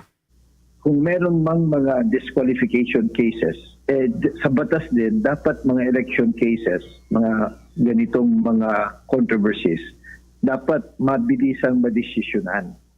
Nagtataka naman tayo kung bakit tapos ng election, hindi pa nadidesisyonan yung mga matagal ng mga disqualification cases. At iyan ang ulat mula rito sa Bombo Radio Kawayan. Para sa Bombo Network News, ako si Bombo Jamaica Barbas. Para sa number 1 and most trusted radio network in the country, Bombo Radio Philippines. Basta Radio, Bombo! Ang Department of Health Region 7 naman pinangunahan ang paglulunsad ng Road Safety Awareness Month sa Bohol. Yan at iba pang mga balita, tinutukan niya ng Star FM Cebu. Bilang pagdiriwang ng Road Safety Month ngayong Mayo, pinangunahan ng Department of Health 7 ang paglulunsad ng Road Safety Month celebration sa Tagbilaran, Bohol. Layunin pa ng aktibidad na ito na itaas ang kamalayan ng publiko at itaguyod ang mas ligtas at malusog na mga komunidad sa pamamagitan ng patuloy na pagsulong ng aktibong transportasyon at mas mahusay na mga resulta ng kaligtasan sa kalsada. Sa kanyang mensahe, binigyan din ni DOH 7 Director Dr. Joshua Brillantes ang kalagahan ng maayos na kondisyon hindi lamang ng mga sasakyan kundi mismo ang mga nagmamaneho. Iprinisenta naman ni United Nations Children's Fund o UNICEF Philippines Health Officer Dr. Angelito Omali ang pandaigdigang sitwasyon ng mga child road traffic injuries. Ayon sa mga ulat, humigit kumulang 1.35 milyong katao ang namamatay sa mga kalsada sa mundo bawat taon. Aabot sa 50 milyong iba pa ang nasugatan na nangungunang sanhi sa pagkamatay ng mga bata na may edad 5 hanggang 14 na taong gulang at mga kabataan na may edad 15 hanggang 29 na taong gulang. Samantala sa buong Pilipinas, nanguha ng Central Visayas na may pinakamataas na kaso ng road traffic injury sa 17.6% na sinundan ng Northern Mindanao sa 10.5% at Cagayan Valley sa 9.7%. Muling binigyang din ni Umali na ang kaligtasan sa kalsada ay dapat multi-sectoral at obligasyon ng lahat kaya naman sama-sama itong solusyonan. Usapang road safety po, kailangan araw-araw po natin gagawin.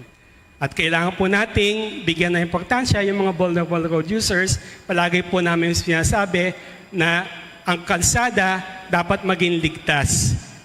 Lagi po namin sinasabi, kapag ang ating kalsada ginawa po natin ligtas para sa mga bata, ito ay magiging ligtas para sa lahat po. Yun lang po. Mula rito sa lungsod ng Cebu, Star DJ Sophie Ember nag-uulat para sa number 1 and most trusted radio network in the country, Bombo Radio Philippines. Basta Radyo. Bombo! Mga kabombo, mga ka-Star Nation, manatiling updated sa mga balita at impormasyon, mga kaganapan, syempre pati na sa musika. Mga kabombo, maaari humatunghayan yung ating mga programa at mga balita, mga update sa pamamagitan ng Bombo Mobile App, YouTube, TikTok at maging sa Facebook Live. Unahin ko dyan sa parte ho ng Mindanao, yung bahagi ng Davao Region. Nariyan ang ating Bombo Radio Davao at Star FM Davao. Sa Northern Mindanao, Bombo Radio Cagayan de Oro. Habang dyan sa bahagi po ng Caraga Region, Bombo Radio Butuan. Sa Soc Sargent Region, Bombo Radio Jansan. Sa mga hiligay nun speaking, sa may parte ho naman ng Mindanao, nariyan ang Bombo Radio Coronadal. Para naman po sa Bukidnon area, mapapakinggan at mapapanood niyo rin po ang Bombo Radio Malaybalay. At para naman sa mga Chabacano, masusubaybayan din po ninyo ang ating news and entertainment station sa Star FM Zamboanga. Sa mga nasa Zamboanga del Norte naman, nariyan ang Star FM Dipolog. At sa may Central Mindanao at Bangsamoro Region, nariyan naman po ang Star FM Cotabato. Mga kabombo Castor Nation, bago tayo magtapos, samahan niyo po kaming manalangin ng Orasyo Imperata for the Nation. Heavenly Father, you led your people out of Egypt from slavery to freedom. In Jesus, your beloved Son, you led us from death to life through his paschal mystery, and by the gift of the Holy Spirit, we humble ourselves before you today, trusting in your promise to heal our land. Stretch forth your mighty hand once again and lead our nation. In this time of crisis, conflict, and confusion, let the light of truth shine like a pillar of cloud by day and a pillar of fire by night to guide us along the path that leads to unity and peace.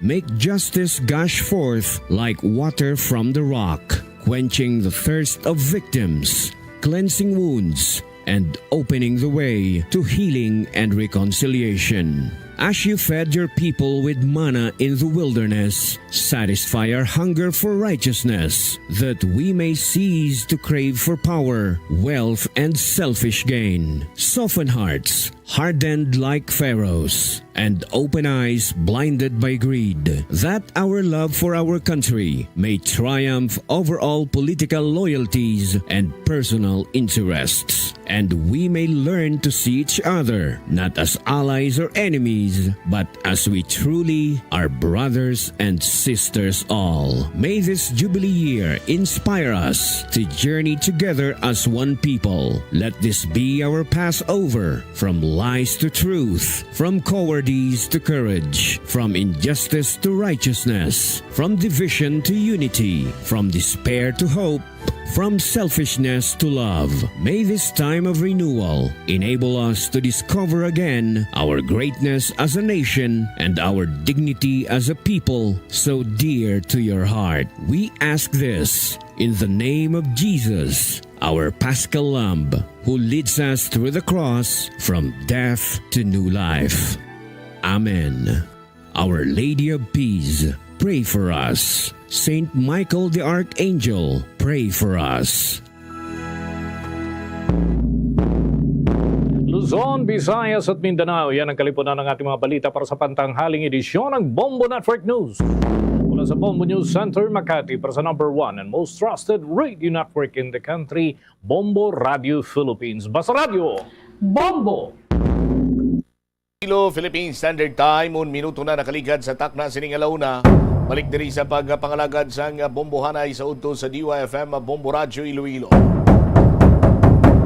Subong simana or sa pangkabugusan siniiya ang bulan sang Mayo, ginamarkahan ina sa sa ulog sang Road Safety Month. Ang Land Transportation Office sabahin naton diri sa Rion sa Western Visayas ang LTO-6 nagpatigayon sang ila sining road safety caravan, nagsugod kagapon sining adlaw kag sandig sa ila sining pagtuon kag ginapakita sang datos nga ang reckless driving amo iya ang nagapanguna karon nga rason sa sining pagluntad sang mga vehicular accident. Ang iban sinadira siyempre nakainom, napiyungan, kag iban pa nga mga rason kung nga nagaluntad ang vehicular accident. Kag dugang pa dire sa Land Transportation Office dapat ining mga motorcycle riders i-regulate ini sila. Mga balita nga natipo ni Bombohan na andasa direktamente karon sa Land Transportation Office 6. Bombohana sa report, please go ahead. Nagapanguna ang reckless driving sa mga rason kung nagakalabutan sa mga pagkadisgrasya sa mga dalanon man, mga mapuntersiklo man o konsulakyan na bombocham dari sa bahin sa Western Visayas sa Land Transportation Office, Regional Office 6. Sudari man ang mga reckless driving ang makabigman nga kaangay lamang sa mga pag-exceed sa mga speed limit, dira man nga sa mga dalanon, kag ang aggressive lane change sa pag-safe sa mga dalanon, kag ang pagpadasig sa kadalagan, kag pagkareraman sa iban pa nga mga salakyan sa mga dalanon, kag pag-drive sa under the influence ng ining alcohol, makaulubog nga ilimnon, kag ang pag-drive samtang nag-text o kung gamit ng cellphone, ang example man rin sa mga reckless driving and record sa Land Transportation Office 6 ang mga nangin rason sa ining pagkadisgrasya nga pagtaas man sa mga cases diri man sa Western Visayas. Sa kabuusan, nakuha man nato diri ang data according diri sa may data sa Department of Health sa kabuusan nga buong sa Pilipinas. December 2024 to January 2, 2025 ang nagka-record sang 577 road traffic accidents na kung sabihin mayara sang 33.5% increase compare man sa the same period sa nagligad nga tuig mamutsyam. So inyo man sa bahin sa Western Visayas kahit itong mga bulan ang kadungan sa pagtaulog sa ining Road Safety Month ang Land Transportation Office 6 pati ngayon sa nagakalainain man nga mga aktibidad, programa agod pa nga mas mapatangkad bagid ang ilan pa nga mga ilang mga steps o action diri man agod nga mabuhinan o kon matapna na ang kadamuon sa ining mga nagkaradisgrasya sa subong man iya nga tuig. So dira man sa sang Lunes may ginapatigayon nga mga seminar, may mga motorcade ini sila kag kung ano pa nga mga activities. Actually kagina sa pagpadulong naton bumosyam dira sa may Land Transportation Office, Regional Office 6, mayara sang mga ginapatigayon nga seminar sa mga driver abising mga food delivery kag amo man sa mga nga katapo iya sa Transportation Management Office dili man sa mga syudad sa Iloilo nga kung sabihin na madamo man sa mga speaker dira, inspirational speaker nga naghatag man sang ila nga mga ang sentimento diri man sa Road Safety Month. And diri man sa may highlight man diri ni Attorney Gaudioso Hedespan II, ang Regional Director sa LTO6, iya diri ginapahayag nga kuntani nga mabuling-bulingan na ang ining mga nagakatabo nga disgrasya kay starting sa bulan sa Enero 2025 madamo na sang na-record. And daw makahalamot man gani mo Mutsyam kay ang sa Lunes sa ilang kick-off ceremony abi sa ining Road Safety Month.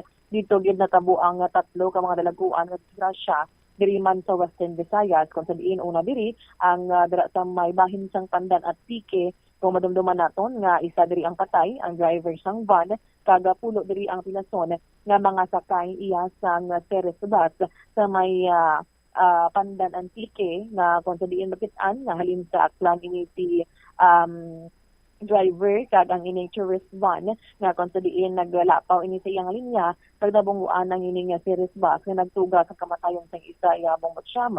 Dugang man dira sa may area sang Aklan may na-record man nga disgrasya in between sang salakyan kag tricycle kag amuman sa may bahin sa gyapon sa Aklan amuman ang motorsiklo iya kag salakyan naman ang road crashes nga natabo man dira sa may area iya sang Aklan. And daw makalamutan kado ka sunlog bala kumbaga sa LTOC. So pagdiin ang Road Safety Month nga ginapatigayon gidto pang kadamo sang mga ining aksidente nga natabo. So diri ang pahnumdom ni LTO Regional Director na kabay pa nga ang ining mga programa yung sa tukod nila subong nga tuig itanawon nila kung hindi bala effective, kung ma-decrease bala ang mga cases ini subong nga tuig kag mabase gid sila sa mga numero nga ma-record mismo sa katapos ng Philippine National Police kay ang mga PNP diri ang una man nga naga-respond kag naga-investigate further sa ining mga disgrasya nga nagakatabo sa mga dalanon. Yari bala kay itubati naton ang ining pahayagman ni Attorney Gaudioso Hedespan II. Ang kahapon mayara kita nga parts ng program. Ipakita naton ang statistics on road crash. And we were surprised na despite our efforts man sa PNP, kag tanang nga government agencies, road crash incidents are rising, bigger accidents. And despite the fact na sige-sige ang aton nga driver's education, dason sustain naman naton law enforcement, we even conduct law enforcement sa gabi kag sa early morning. Why ko kabalo if social media lang tanan lang road crash ma-capture sang social media, Facebook, and everything. Pero statistics will show nga taas. And amo nang aton nga we try to find out kung nga. And subong is a call to action because very timely ang Road Safety Month. For us to call to action everybody because siyempre ang road safety is everyone's responsibility. Hindi lang LTO will involve LTFRB, will involve PNP, it will involve our driving schools, our medical clinics, mga service providers natin, even the pedestrians, kag the public in general, to help us bululigan tanan. Kiti once a member of the family is killed or maimed by any incident of road crash, affected na ang tanan, affected ang kabataan, affected ang company where they're working, affected ang employment, tanan. So economically, may downside siya ano nang downside siya, tamo negative effects. So manang aton nga ginapangabay kag ginahinyo sa pamuluyo to help us out. Mostly attorney sa mga na-record nato diri nga mga VA, ano ang pinakamataas gid nga rason? Is it about the driver or ang dala nato? It's about kung lang taon nato, it's about reckless driving. Be it a motorcycle or a four-wheel vehicle or heavy vehicles. Either hubog or mostly reckless driving. Like for example, dito sa sang Monday dito sa Pandan. The video will show tamang kadasig ang van. Ako na pananaw. And gaulan pa. And then paliko pa. And then he overshoot his lane. And directly in the path of the oncoming na Ceres bus. And so it clearly shows nga may, para sa ako, nga may some sort of recklessness on the part of the van driver. Dito naman siya mabasol kasi DOA itong driver. But siyempre affected tanan affected ang company nga binungguan ang bus pag ang company nga gano. Ang pagkabalo ko to kahapon nga grounded ang 20 ka buses. Pending investigation. And ginsyokos man namon ang driver. Ginsyokos man namon ang Aklan Tourist Transport Co-op. The company which employ the van driver. So tanan apektado. No? So masubo siyempre kami kabira-bira kami. Himo programa for road safety and yet why sa blaga why sa ganubo.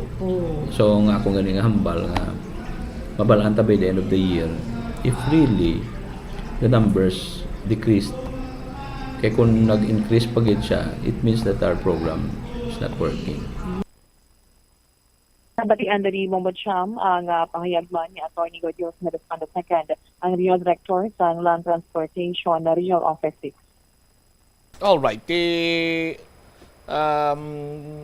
Kung magtaas pag ang numero sang vehicular accident due to reckless driving, dira kuno kag hindi epektibong ila sining programa sa Land Transportation Office. May mga anong mga programs sa Land Transportation Office to counter sining mga reckless driving bumbuhana?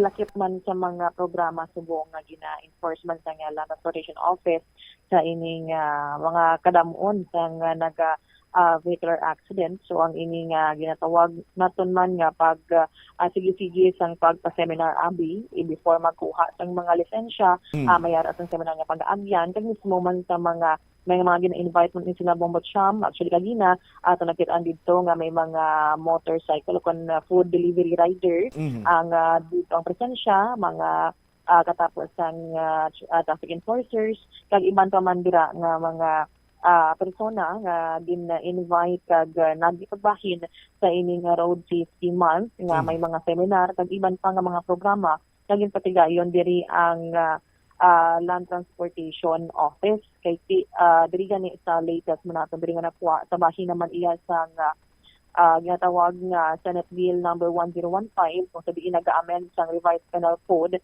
sa pag-impose sang mas stricto nga penalties for reckless driving, pag-improve sang driver education, kag pag-enhance mismo sang road infrastructure Mombod Cham.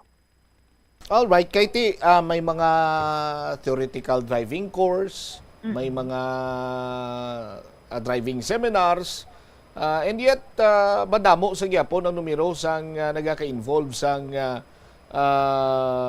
vehicular accident kag ang main cause ini among reckless driving, no? Pero kung ako maglantaw bumbuhana, siguro mas more on sa mga tawo gid or sa driver gid mismo ang problema.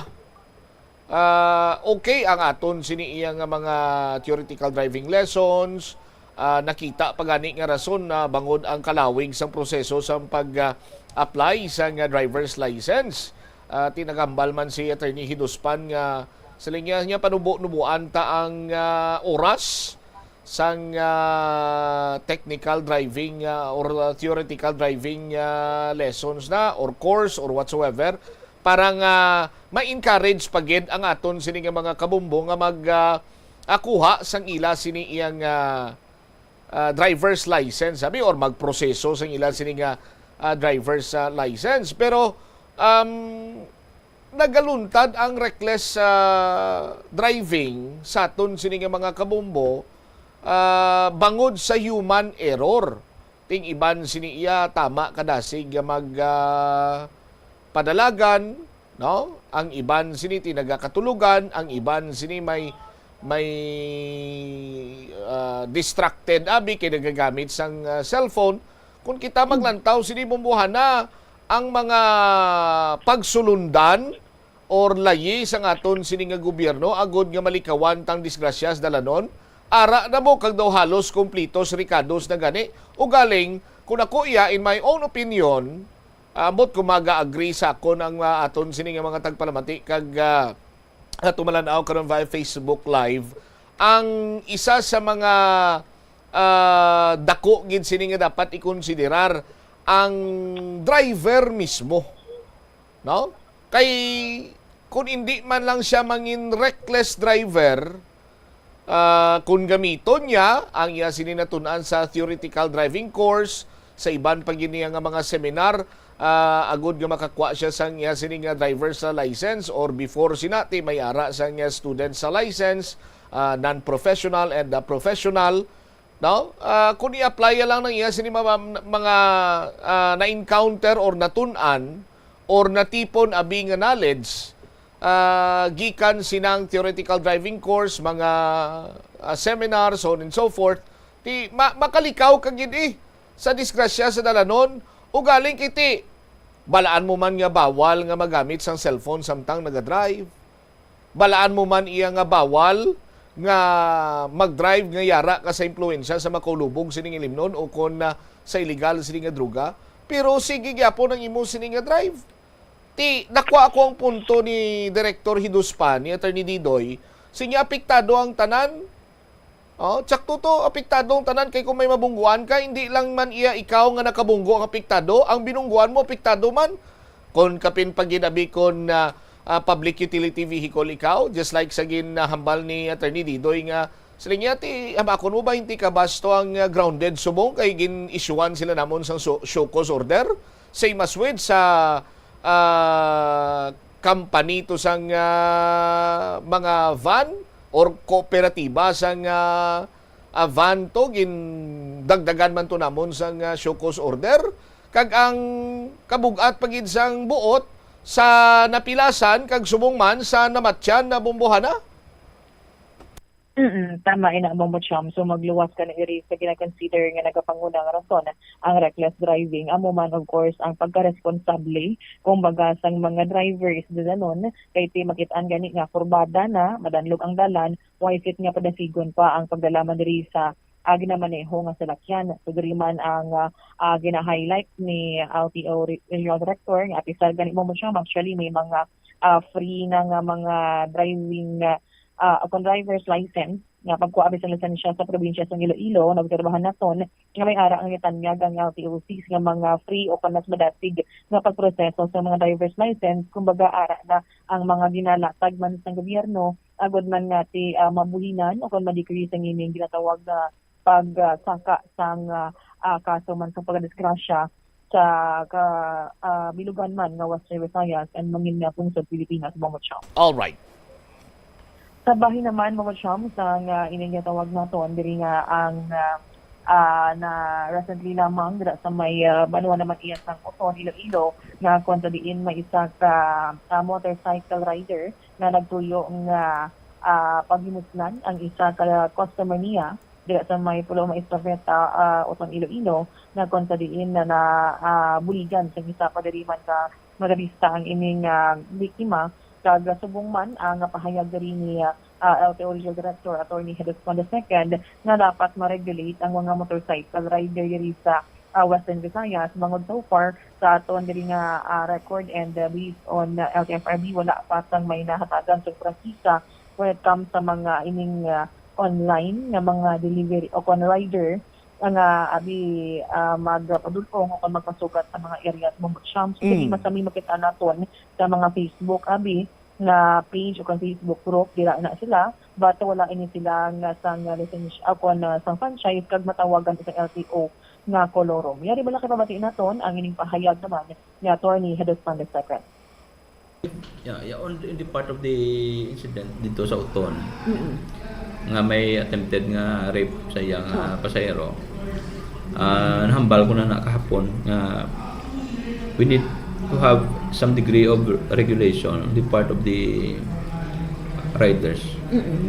Aga pamasahero. In the past months, mayroon kami nga nadakpan ng mga riders. And under RA 11659, but in-bash kami nga nito. No? Amon lang sa tuya tani nga we have to make a proactive stand against riders nga why bala ma-regulate, why mabalaan ko anong background sa rider, why mabalaan ko ano ang status ng ilang license, wala mabalaan ko anong status ng ilang motorcycle pag nadala. There must be some sort of regulation, otherwise things like this will happen. Nga why kita sang budlay no karon ko na tigayon niya tong i-rape kag napatay no why tag na pangayo. So why kita sokton? Because why yung mabalaan po ng background? Why may nag-monitor sang identity sang driver? At sa akong pagpanalawsaw, there seems to be no franchise that was extended to these riders. So kulang taon naton pulurong gid sila. And gusto man namon sa LTO nga i-review ini ng mga activities, because we need to have a proactive stand sa nahambal ko na before it happens dapat matapla na. Hindi na dapat matabo ang katabo like this one. Yes. Last time na monitor naman RD, doon nagapanakop ka mo sang mga is it LTO gapanakop sang mga ang the rider bala nga gidabook sa Facebook. Yes. Yeah, nagapanakop gyud man kami. Pero naguntat man to because momentarily because ginbash kami sa ginbash kami sa Facebook. Siyempre kami kapamati man kami. Kung may mga rason muna. We listen to the public whether hurtful ba ng mga bash nila. But sa amon lang we want the public to understand na we make this as a proactive stand nga hindi na dapat matabo. Like this one, no? Kung di kita tagahan example, di ta mamarasmasan nga ay tsakto gali ang ginompra nila. So subong because of this happened, we want to review our programs insofar as these riders are concerned. Anyway, we will take appropriate action. Ibang diri attorney nagahambal nga panglabuyan nila. Well, livelihood should take a backseat sa public safety. Yeah. Kasi may kung sa riding public yan mo na yung paramount safety nila. Plus na sa mga riders, maski pagsakay na sa pasahero, you have the duty or the obligation and the responsibility to take them safely to their destination. Now kung may kakatabo nga mo we have to take action. Kag we want to implement policies for that not to happen in the future. Nabatian diri sa liwat Bombacham ang kahayag man ni Attorney Gojo for the Pandasagan, Regional Director sa Land Transportation Office. All right. Ini si Bombo Hana Mendoza Andasa para sa the number 1 in the most trusted radio network in the country, Bombo Radio Philippines, basta Radio Bombo. Salamat gid Bombo Hana Andasa sa imo siniiyang follow-up report. Now, balikan tanay ang tuhoy karon sa irony sa nagakalinabo diri sa pungsod da Pilipinas. Sa bulan sang Mayo aton sini nga ginasahulog ang Road Safety Month. Pero daw kasubong sini banwa iyang ginasunlog kita sang kapalaran. Abi, naman, kay sang nakaligad sini nga duwa ka simana, lunsay mga vehicular accident ang makabig naton nag-headlines sa mga pamantalaan, hulot balitaan, sa social media posting, so on and so on. Kag hindi lamang kay basta-basta nga mga vehicular accident, kundi ini banwa ang nagkuha sang pila ka mga kabuhi. No? Aksidente sa SCTEX toll dito sa may Tarlac. 37 mga nagkalamatay. Duha ang nagkalamatay sa Ninoy Aquino International Airport. No? Sa aton sining mga kasimanwa. May mga insidente man diri sa Antique. No?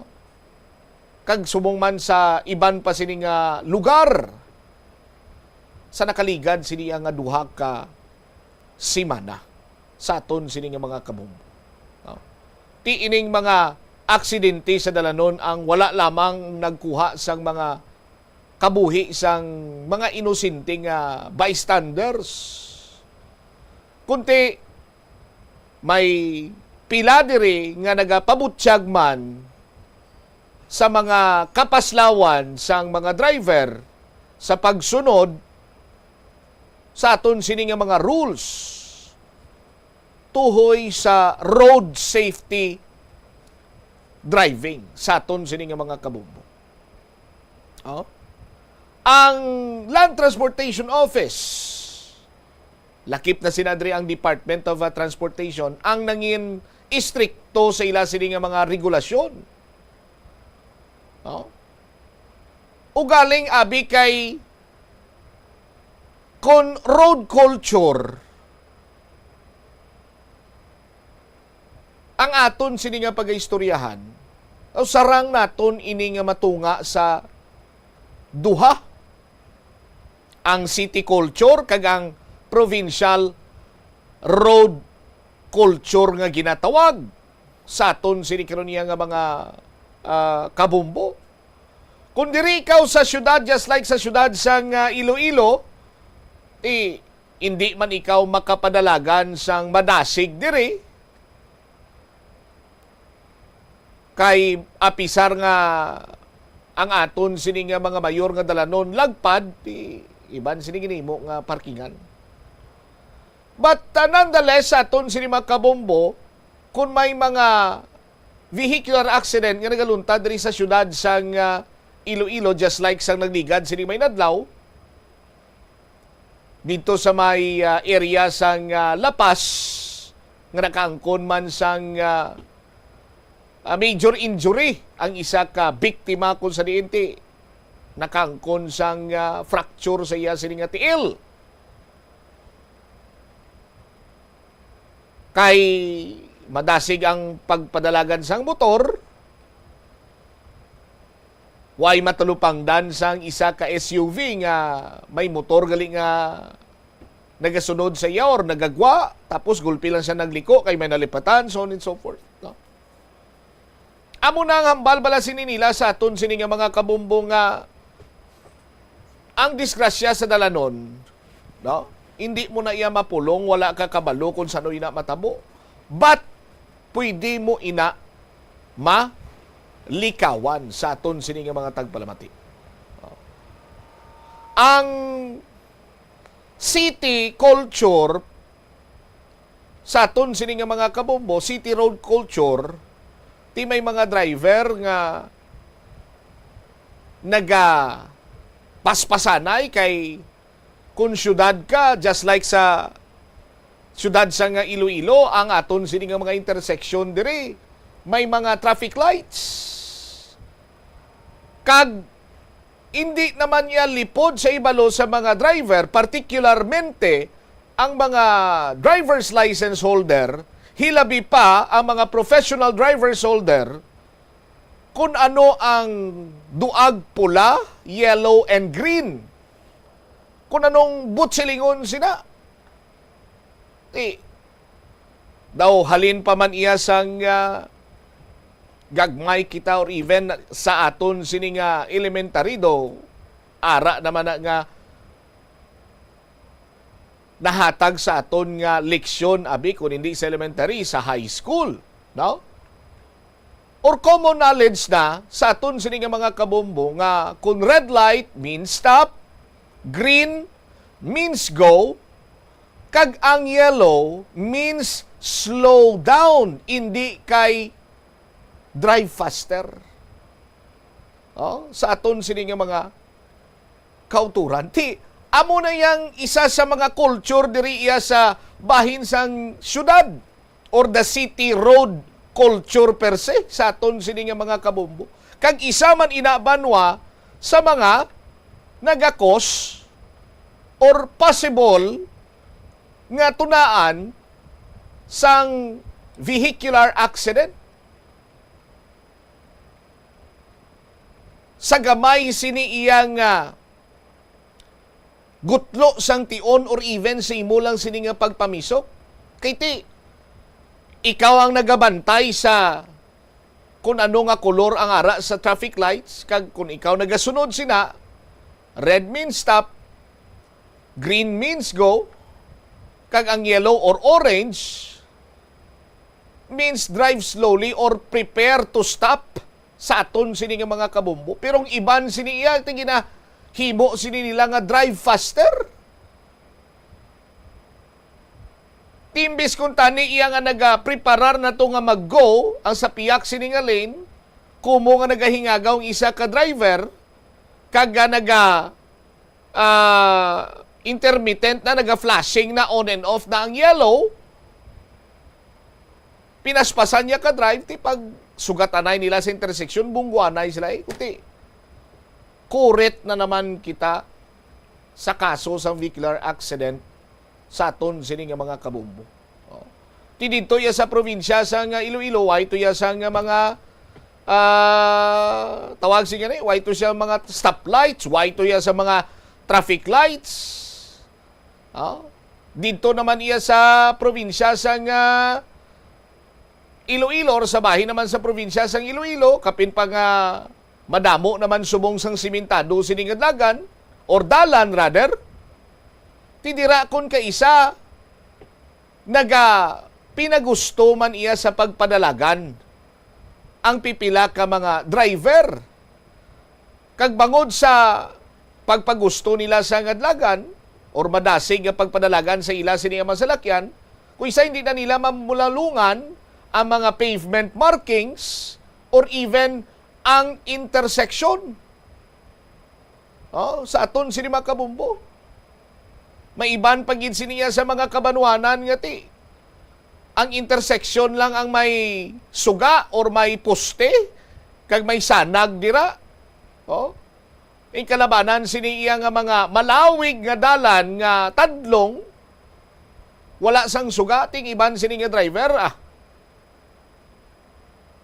gapi na gusto lang man sang pagpadalagan sang salakyan kay kumo langkoy kuno mo. Tiambotano anong ila sini iyang mambal nato na bidungog or mapabilib mo balang imo sini isig ka pariyo kung magsagad ikaw kasugid nga madasig ka magpadalagan sa imo sini nga salakyan. Sa aton sini nga mga kabumbo. Ti may ara man iyang bangod sang hindi mapaktan sini iyang tsimpo or klima diri sa aton, isa sa mga nagatugaman sang nagapataas ang risgo sa pagluntad sang vehicular accident amo iyang mabasa or kung nagaulan bala madanlog ang aton sini nga mga dalanon kay masami kalabanan sini mga dalanon ta diri mga espaltado. Ang importance kung tani isang basic rule sa pagmaneho sang salakyan, whether it is a 4-wheeled vehicle or a 3-wheeled or a 2-wheeled vehicle, sa aton sini nga mga kabumbo, nagakadapat kung tani banwa nga bisan basic na gid lang tandaan naton kag aton gid sini iya nga sundon. Unfortunately sa aton sini nga mga kauturan, ang consistent diri amo lamang iya ang Land Transportation Office. Consistent sila sa pagpahanumdom, consistent sila sa pag-remind, consistent sila sa pag-appeal sa mga driver sa pagsunod sang basic rules. Pero ang mga driver naman iya banwa, amo ang naga-abuso. Sa aton sini makabumbo. Sa nasiling ko na gani, banwa, may mga layi na kita, anti-distracted driving law, driving under the influence of liquor, kag iban pa, nga kung tani ina makaproteher kag makapaiway sa pagnuntad sa disgrasya sa dalanon, sa aton sini mga kulturan. Pero daw kasubong pa gani nga ginakadlawan kung hambalan ka kung kaisang hindi ka na mag-drive papuli kay hubog ka na. Ako pa ya pre. Ano niya pre ya? Ang sido pa na. Autopilot niya pre ya. Tiya mo na bla sa aton sini nga mga kabumbo. Kunang hurubaton pa overconfidence skills man. Ti kay confident ka nga mayo ka nga driver bisan hubog ka. Way kimok baloya, mo tadlong pa mo sinipadlagan, gali kay diretso ko na to burahog ko na to sa gatero. Or hindi gani, tak-tak ka na mo yas pilas. Sa aton sini nga mga kabumbo. Anyway, ang Land Transportation Office, way isang pagkulang, nagsobra lang gani guro. And I agree with Attorney Didoy Hiduspan nga ang paglikaw sa disgrasya sa dalanon, responsibilidad naton or individual responsibility ini. Hindi iniya kay responsibilidad sang mga traffic enforcer, sang Land Transportation Office, sang DOTR, kunti tag sa ka-individual nga nagamaniyo sang salakyan, responsibilidad sininila nga mag-follow sang basic rules, makahibalo, mag-identify sa mga traffic signages, pavement markings, kag siyempre mag-control sa ila siniiyang attitude, kung may ara man sang attitude problem ang isa ka tawo when it comes sa driving sa aton sini mga kabumbo, of which by experience damo kita sang nasumalang sinabanwa diri iya sa mga dalanon sa syudad sa nga Iloilo. So hindi nyo ya pagkabigon ina nga kay kumo grabe ka mag overtake, kumo madasig ikaw mag padalagan sang imo siniiyang salakyan, grabe ka na, maayo ka na, damo na mabilib sa imo. Ang imo sinaiyang abi mo abilidad, amo inang nagaimbitar sa kay kamatayon or kamatayan nga sugaton ka na. Pero hindi ta siya pagtugutan nga sugaton. Kita or sino man ang tao nga mahalitan mo, mas labing maayo nga magmahinalungon kita sa aton sini nga pagbiyahe sa dalanon. Regarding naman sa pag-regulate sa mga motorcycle riders gani, iplastar naton inibanwa kay ang sunod naton diri nga diga man sini nga balita ining insidente sa may banwa sang Uton nga kun sa diin involved diri or naulamid diri ang isa iya ka angkas driver. Ti ining mga kasubong kuno ni nga mga rider suno kay Attorney Didoy Hiduspan, sinya wala ni sila sang mga franchise nga maghimo sang amo sina iya nga service nga kontakon mo lang via social media kumo kay may mapadulong ka sa isa ka lugar or mapasugat ka sa isa ka lugar, padulong sa isa ka lugar. Why na sila ma-regulate sang DOTR or even sang Land Transportation Office?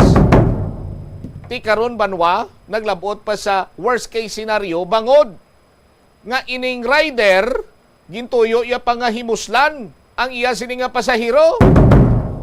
Kay sandig sa pagpangusisa sang Bombo Radio, makapila na gali ni kabes nga nag-avail sang serbisyo yan ni asa rider, ining biktima. Siguro na kursunodahan sining rider idito karon banwa kag gintingwaan niya nga malugusan ini Pero pasalamat na lang kita kay wala siya nangin madinalagon kag may isa pang iniya ka naga motorsiklo nga nakalabay, rason nga napurnada ang tuyo sini nga pagpanghimulos. Balikan tayo ni matapos ang pila ka importante nga mga panumdum. Oras naton 40 minutos na nakaligad sa takna nga launa.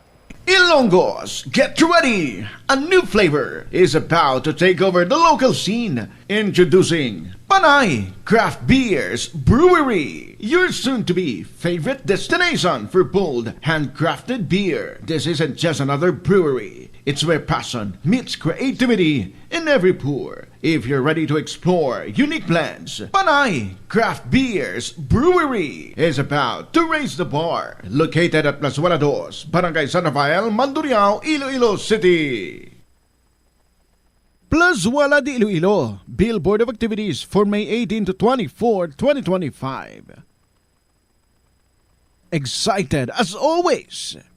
The Retro Band is full of it. Bangod sila na talana nga maghatag sa inyo sang isa ka exciting nga musical show sa ining nga weekend sa Concert at the Plaza.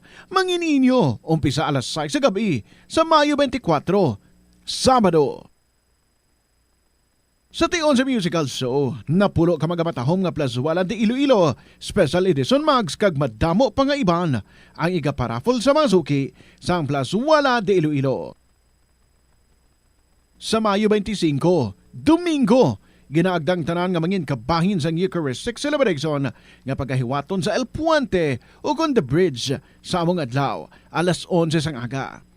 Sa tion sang Holy Mass, magpangamuyo kita sa Ginoo nga i-remind ang aton mga lideres sa sining nga kalibutan that there is always a peaceful way to resolve all conflicts, dako man o kun gamay.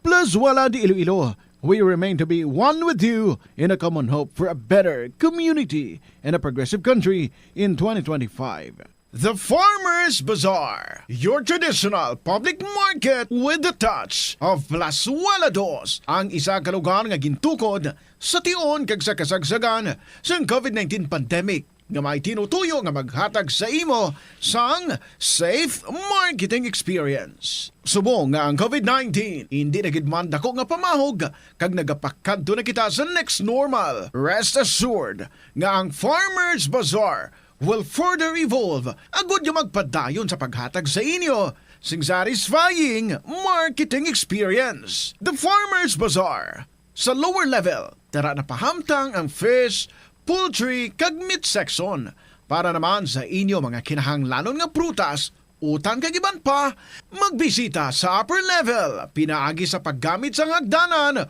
o kon sa pagkadto direkta sa parking lot. The Farmers Bazaar, your traditional public market with the touch of Plazuela 2. Kung sa dalan, importante ang speed bumps, amo man ina sa imo galastuhan. Butang kasang slow down nga barriers para mahagan-hagan ang imo galastuhan. Lakip sa sinya mo ang pagkakasi ng payment information alin sa shopping apps o kon mobile devices, paghimo sang barriers sa tunga sang shopping cart kag check out.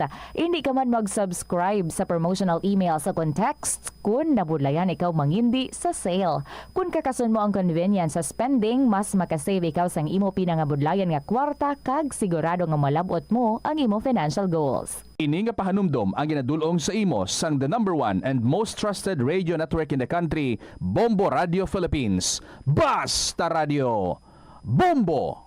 Sa kasakuon sa mga ginikanan subong, tumalagsahon na lang kamo nagaupod bisan magkaon.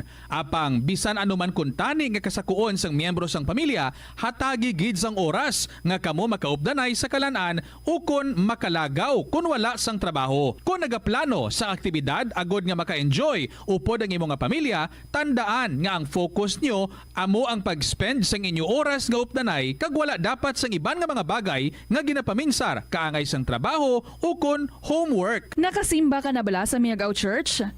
Sa Bombo Radio Iloilo, Philippine Standard Time, 45 minutos na nakaligad sa takna sining alauna. Balik diri sa pagpangalagad sa Bombo Anay Zone 2 sa DYFM Bombo Radio Iloilo. Standby sa kay Bombo Joe Maravilla ang identity sang rider nga tuyo nga maghimulos sa iya sining pasahero ang natumod na sang uton na PNP. I-check na bala ang latest with Bombo Jomar Villa sa iyaman sining follow-up report. Sa aton sini makabumbo kay Mayo lang gani may nakalabay ito yang nagamotor man. Rason nga ti nakakwa sang kay gayunan ang babae nga makapalagyo. Bombo Jomar sa report, please go ahead. Uyatad na sang Oton Municipal Police Station ang pangalan sang rider nga ginapahayag tuyo. Maghibulo si sining pasahero nga 19 anyos nga babaye diri sa area karon sang Pulo Maestra Vita, Oton Iloilo sa likod lagi ni siya sang isa ka dako sining mall diri sa nasambit siniyang lugar. So diri kay Police Captain Lonelin Talamilio ang Deputy Chief of Police sang Oton Municipal Police Station na trace nila ang ining pangalan sang sining suspect pagi karon sa buligman sang rider community diri sa may probinsya sang Iloilo.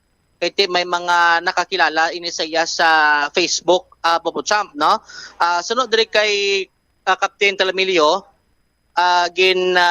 atag sining ang ining rider ang hindi niya active nga membro sang rider community kundi ini siya ang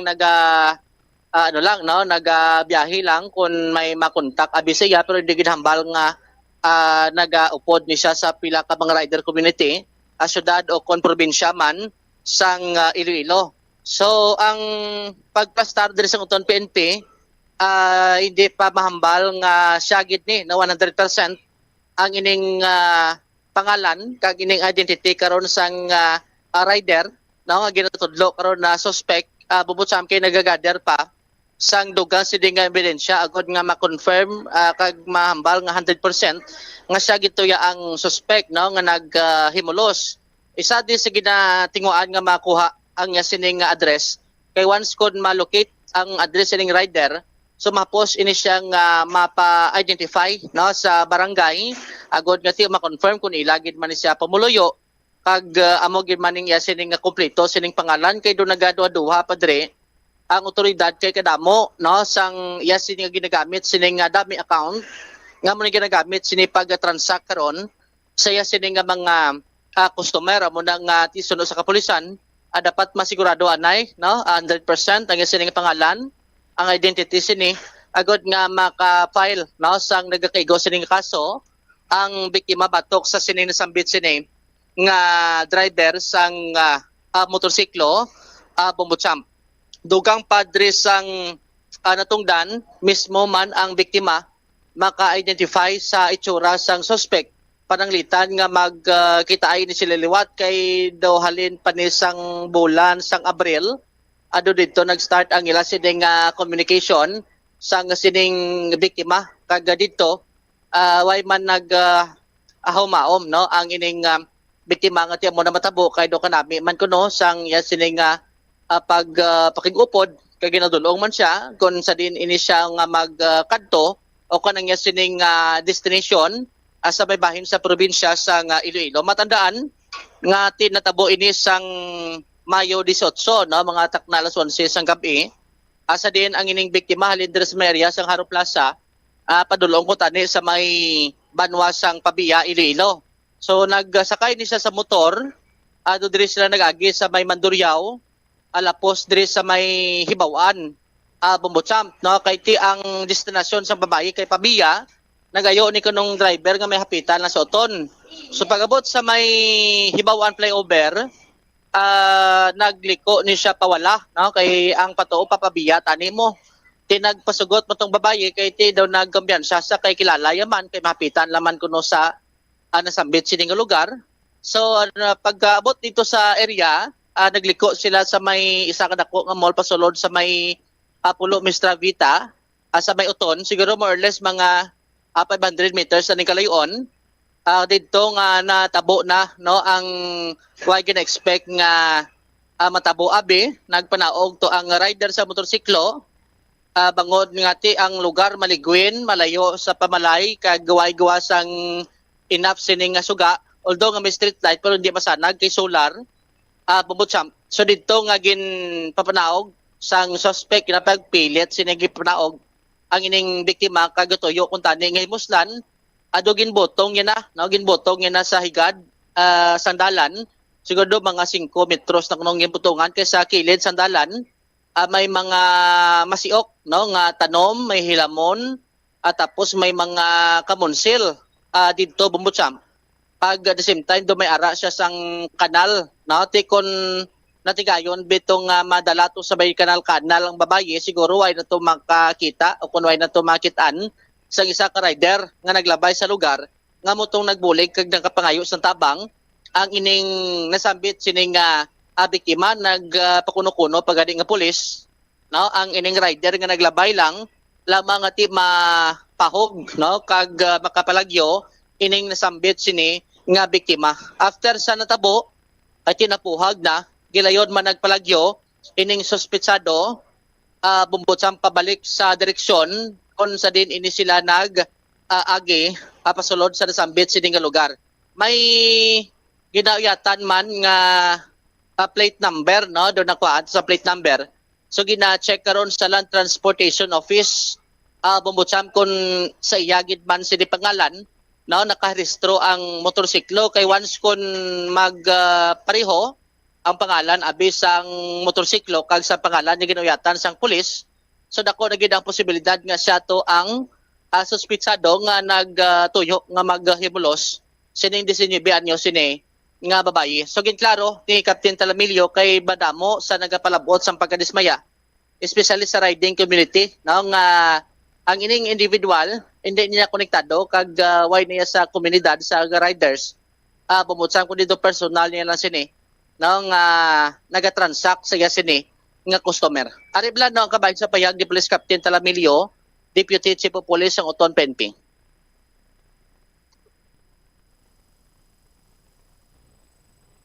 Nakuha na nato ang iyan name pero sa subong hindi pa natin ma-divulge sa inyo sa aton mga tagpalamati kay i-confirm pagid namon kay may ara pagid kami ginagather nga iba niya mga pieces of evidence nga makapaprove nga siya gid ni ang amo ni nga ngalan. So paano kita una ma'am naka-establish ang ngalan paano ta identify?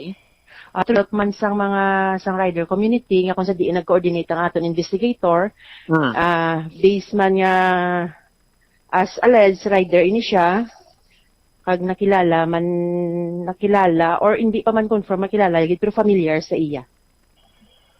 Okay. Pero sa may cellphone siya na-identify to ma'am?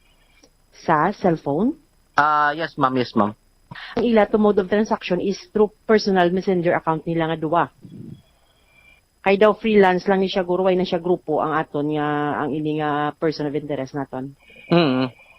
So dugay naglis na kilalahay ma'am. Hindi man masili nga dugay kay first na nila ni last April amon ni ang pagkilalahay nila kay nakatransaksyon ni siya sang babayi kay gin-approach ni siya somewhere sa mall ang kun ma-ride masakay siya kuno ano siya nag-okay siya pero do okay man to gila transaction that's why nagsalig man ang aton nga victim sa iya pag exchange sila sa messenger account. Okay.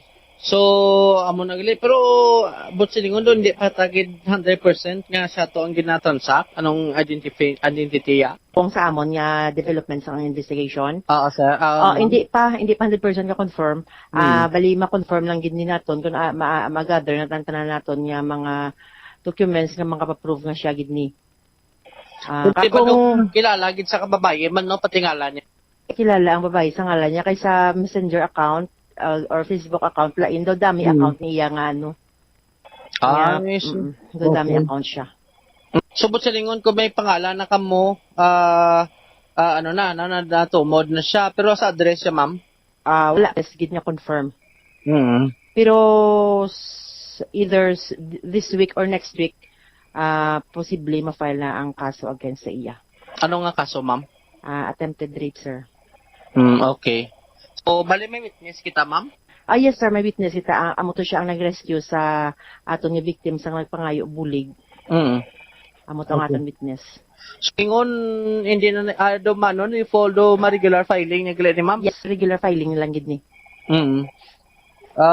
So, confirm nga ang biktima, wala man ito na natandog yun, no? Wala, sir. Wala. Okay. So, bali ang ining suspect, maganda monitor na ni siya, siguro din na kalagaw-lagaw ko ma'am, din dangat ni. Amo lang na sa subong free pa siya maglagaw kay wala pa man siya may sang warrant of arrest. Free.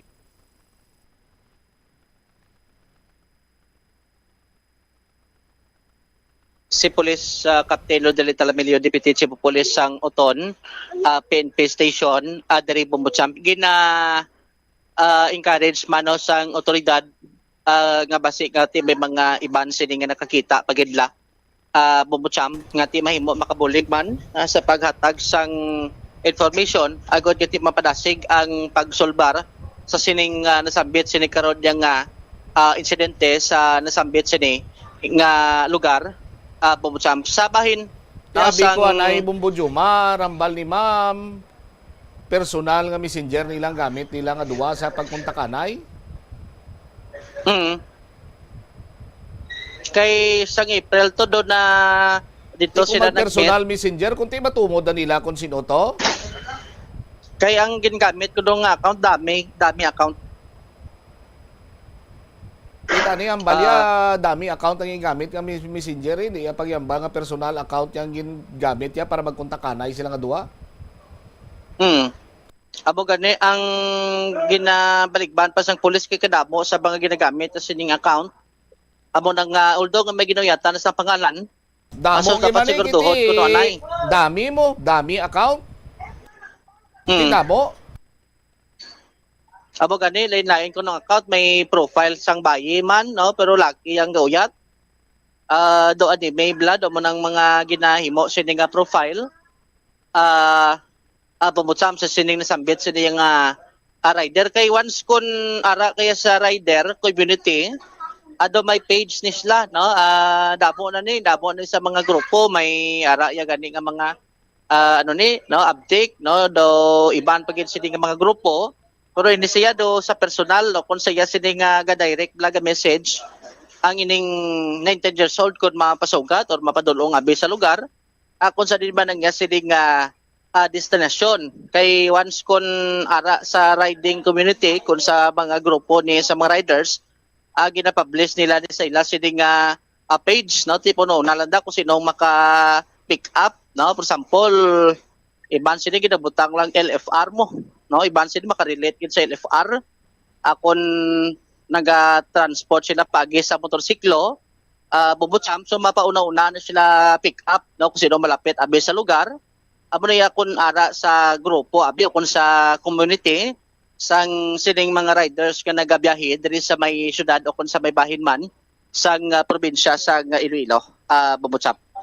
So lakip siya no tingo anta diri ko diri makuha ang dugang sining mga development diri sa aton sining mga pagpalabati at doon nga maplastar na tundugang kay dako ni kuno ang epekto man sa sining biktima no nga ti motor na tabok na pasalamatan lang gid kay ito ya batayon ang malain nga tuyo sa sining nasabit sini nga driver sang motorsiklo Bombocham.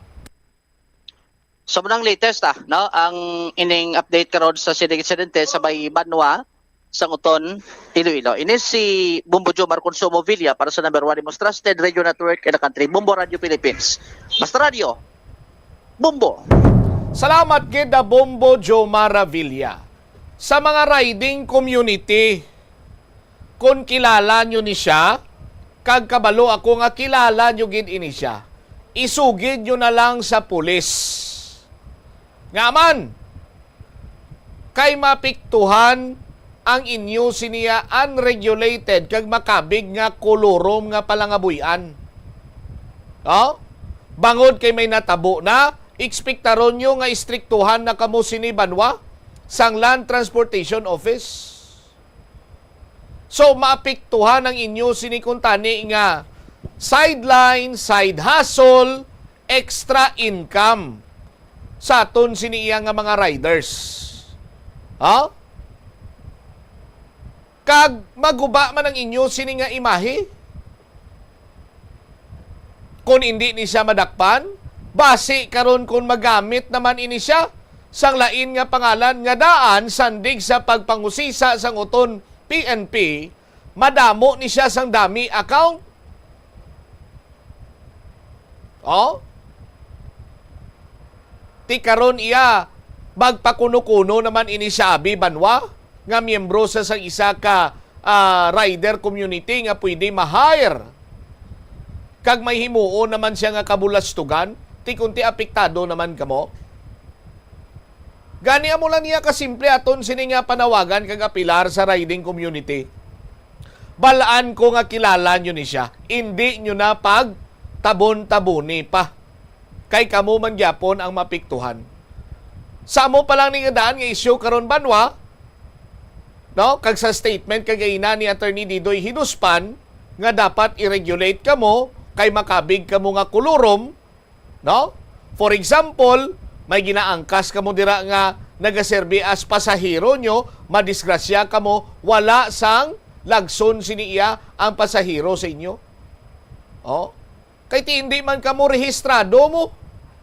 Why man kamo sang prangkisa? Di ba?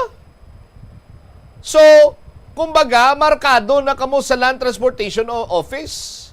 Kag nabalaho ba ini, bangod sa hindi mapunggan nga kainiton sang lawas o kung ano man nga sahi isang balatyagon nga nagaumpisa sa litra sang iyo, ang ginbatyag sang ugok nga niyo. Oh, tani kung kursunada itong pasayro ya, tani nagdiga siya formal kag pinangaluyagan niya. Hindi nga hunuso niya lang to iyaya sa higad sang kailamunan. Oh, kag sala man ang ginunusan niya, abi kilid ka munsel, basi may nagakataktak to nga sanga-sanga kang kamunsel nga siit-siiton nga dana. Ligid-ligid ka mo to kurong bumbukres kunti, nagharapdos pa inyo sa nga likod. Anyway, sa aton sila mga kabumbok. Kidding aside, amo na, aton sini nga nagapilar. Oh, pwede man iya gani Banwa nga mapakigangot kamo sa mga rider dabi sa miyembro sa riding community. Ako nagapadako inyong pagpati kung ang kilala nyo ni. Ihutik nyo lang sa pulis, iamba nyo kung taga-diin siya. No? Sa pulis naman, may mga initial information naman kamo such as the plate number, no? Initial information sa ginagamit sininiya nga account. No? May mga resources man daton sini nga gobyerno, gamitan nyo Hindi nyo pag hindi nyo pag ibaliwala blangati kay kumo mo siniya mo sadto. Damo lang sang balibad, itutura nyo para madakpan nyo niyo kay hindi niya makatalaga mang sahi isang buluaton sang amo sini nga tawo manglugo sa iyaya. Pagdakop nyo ni sa iya, padrag test nyo dayon. Kay base kung kuging man or base kalabanan or hindi man sini nga, I'm sorry to use the word nga kalabanan, base ini siya isaman sa mga ginagamit bilang transporter sang illegal nga droga dira sa Banwa sang Uton. Sa aton sini mga kabumbo. Ti nadugangan paginsala ya. Kag mga unregistered nga mga rider nga amo maning prone sa paggamit sa ilasang mga kriminal. Tiambal ko na daw para nga hindi na kamuya mapukan pa nga mga lihitimo man ya sa inyo sini nga kuntani extra income, side hustle, makabulig-bulig pa sa inyo sini nga pagpangabuhi, nagapulaw bugtaw kamo, ti isugid yun na kung sino ni siya para madakpa na dayon, para hindi na pagkordamo ng mga tawo nga maka-avail pa sa inyo sini kuntani nga serbisyo. 4 minutos na nakaligad sa takna sini nga alas 2. Standby na kamo sa kahapon lamang program, kaupod naman sa kay Tita Regine. Isimamot siya, mablang cover gabilin sa imo sa manaynay nga hapon. May God bless us all. Para sa the number 1 and most trusted radio network kinakadri ang Bombo Radio Philippines, Basta Radio, Bombo, Oras. Dapat mo tandaan, agad nga mangin safe and healthy ang pagkaon sa imo nga pamilya. Dapat nga tabunan mo gid pirmi ang mga pagkaon nga yara sa lamesa o kunara sa imong kusina agud malikawan nga kadtuan ini sa mga insekto nga mahimo magresulta sa microbiological contamination. Gilayon nga ihabuoy ang mga napanos nga mga pagkaon o kung ang ginasuspetsahan mo nga malapit na lang mapanos nga pagkaon. Ang pag-reheat o kung pag-recook sa sining mga pagkaon ang hindi makabulig. Gina-advise man ang paggamit gid sa serving spoons agud nga malikawan ang cross-contamination sa mga tawo nga nag-share sa mga pagkaon. Pag sa paggamit ng serving spoon, Ang sino man nga miyembro sang pamilya nga nakakuha sang porson sang pagkaon, ang makalikaw nga makakontaminate sang pagkaon, ilabi na kung mayara sang miyembro nga nagamasakit. Ini nga pahanumdom ang ginadulong sa imo sang the number 1 and most trusted radio network in the country, Bombo Radio Philippines. Basta Radio Bombo! Paano bala magpain sang basura sa panimalay? Magpreparar sang separado nga suludlan para sa wet kag dry kitchen waste. Magpreparar sang duha ka mga suludlan para sa dry waste sa bilog nga balay, isa sa plastic kag isa sa papel. Ibutang sa isa ka suludlan ang mga bagay nga pwede pa magamit liwat ukon mabaligya kag ihaboy naman sa gwa sang puluyan pakadto sa basurahan ang mga wet wastes. Makakinot kag makakwarta ka na, makabulig ka patipig kag sa katinlo sang imo palibot. Zuwala di Iloilo, Billboard of Activities for May 18 to 24, 2025. Excited as always. The Retro Band is full of it. Bangod sila na talana nga maghatag sa inyo sang isa ka exciting nga musical show sa ining nga weekend sa Concert at the Plaza. Mangin inyo, umpisa alas 6 sa gabi sa Mayo 24, Sabado. Sa tion sa musical show, napulo ka magamatahom nga Plazuela de Iloilo, special edition mags kag madamo pa nga iban ang igaparafol sa mga suki sang Plazuela de Iloilo. Sa Mayo 25, Domingo, ginaagdang tanan nga mangin kabahin sang Eucharistic celebration nga pagkahiwaton sa El Puente o kon the bridge sa among adlaw, alas 11 sang aga. Sa tion sang Holy Mass, magpangamuyo kita sa Ginoo nga i-remind ang aton mga lideres sa sining nga kalibutan that there is always a peaceful way to resolve all conflicts, dako man o kun gamay. Plazuela de Iloilo, we remain to be one with you in a common hope for a better community and a progressive country in 2025. The Farmers Bazaar, your traditional public market with the touch of Plazuela Dos, ang isa ka lugar nga gintukod sa tion kag sa kasagsagan sa COVID-19 pandemic nga may tinutuyo nga maghatag sa imo sang safe marketing experience. Subong nga ang COVID-19 hindi na gid man dako nga pamahog kag nagapakadto na kita sa next normal. Rest assured nga ang Farmers Bazaar will further evolve agud yung magpadayon sa paghatag sa inyo sing satisfying marketing experience. The Farmers Bazaar. Sa lower level, tara na pahamtang ang fish, poultry kag meat section para naman sa inyo mga kinahanglanon nga prutas, utan kag iban pa, magbisita sa upper level, pinaagi sa paggamit sa hagdanan o kon sa pagkadto direkta sa parking lot. The Farmers Bazaar, your traditional public market with the touch of Plazuela Dos. Wala na. A pesar limitado ang imo abilidad nga mag-invest, ang gamay nga contribution sa investment accounts ang makabulig sa imo nga maggamit ang earned money nga maka-generate sang dugang nga income. Ikonsiderar ang pagbukas ng retirement account o kon iban nga investment account. Ini nga pahanumdom ang ginadulong sa imo sang the number 1 and most trusted radio network in the country, Bombo Radio Philippines. Basta Radio Bombo! Yari ang mga simple nga pagiagod makakinot sang tubig. Hindi mag-shower o kon maligo sang malawig. Sa sulod sang panimalay, kalabanan sang tubig ang ginausar sa pagpaligo. Nagalabot sa 24% sang tubig sa panimalay ang natigana sa pagpaligo sa mga miyembro sini. Ang pagpanubo sang tiyempo sa pagpaligo sang 2 ka minutos ang makabuhin sang 30% sang ginakonsumo nga tubig. Maggamit sang shower timer o kon mag-set sang alarm sa imo cellphone kag i-limit lamang sa 4 ka minuto ang pagpaligo. Kung nagagamit sang shower kag nagahulat pa sa pag-init sang tubig, saluda sang balde ang nagailig nga mabugnaw nga tubig kay sarang paining nga magamit. Kauntasan, La Paz Batchoy. Ang Iloilo ang kilala bilang home of La Paz Batchoy. Mahimo kagid nga maglibot sa Iloilo, mag-food trip, kag ikaw mismo ang maghusgar kung ano ka namit ang La Paz Batchoy. Pwede mo gid ma-enjoy ang La Paz Batchoy nga may pandesal kag puto. Butangi man sang gamay nga paminta kag patis ang sabaw. I-mix sang maayo. Kag enjoy! Kung kulang pa kag wala pa nabusog, pwede gid nga magpadugang sang sabaw. Kunyara ikaw sa simbahan, importante ang pag-practice ang good manners and right conduct bangod lugar ini sa pagtuo. Sa sulod sing simbahan, makita ng mga tawo nga malinong bangod sa pagtahod sa sagrado nga lugar kag sa iban nga tawo nga nagasimba.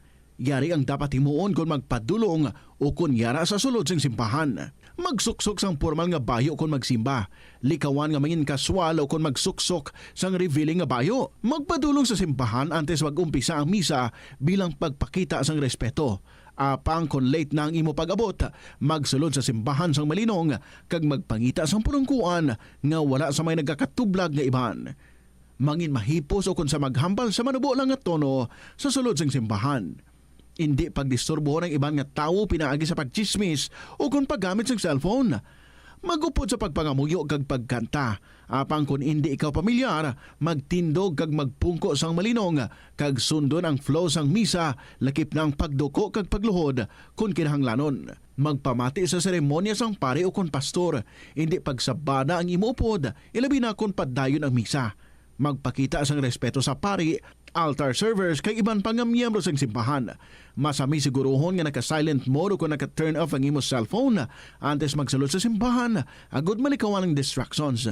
Likawan ang pag-test o kung pag-browse sa internet samtang nagamisa. Kabombo! Subong nga naghalog na ang restrictions, madamo na nga mga physical activities ang ginabalik, ilabi na mga sports events. Apang maghalong lang ha, bangod kun kay isa, hindi malikawan nga may injury gid nga maangkon. Suno kay Michael Vincent Kayanan, physical therapist, ang ice ang mahimo nga ma-apply sa bahin sang lawas nga masakit sa sulod sang duha ka adlaw. Ang masakit nga bahin sang lawas kaangay sang tiil o kun kamot, ang ihulom sa ice o kun direkta nga butangan sang ice. Pagkatapos sang duha ka adlaw, ang injury ang mahimo na nga mabutangan sang mainit naman nga tubig. Paano ipabilin nga matinlo ang ginakaon nga mga prutas kag utan? Dapat nga regular ang paghugas ng kamot nga may habon sa sulod sang 20 segundos bag-o kag pagkatapos mag-uyat sang anuman nga butang. Hugasan sa maayo mga prutas kag utan gamit ang tubig bago ini kaunon o kun isimpon sa ginaluto nga pagkaon.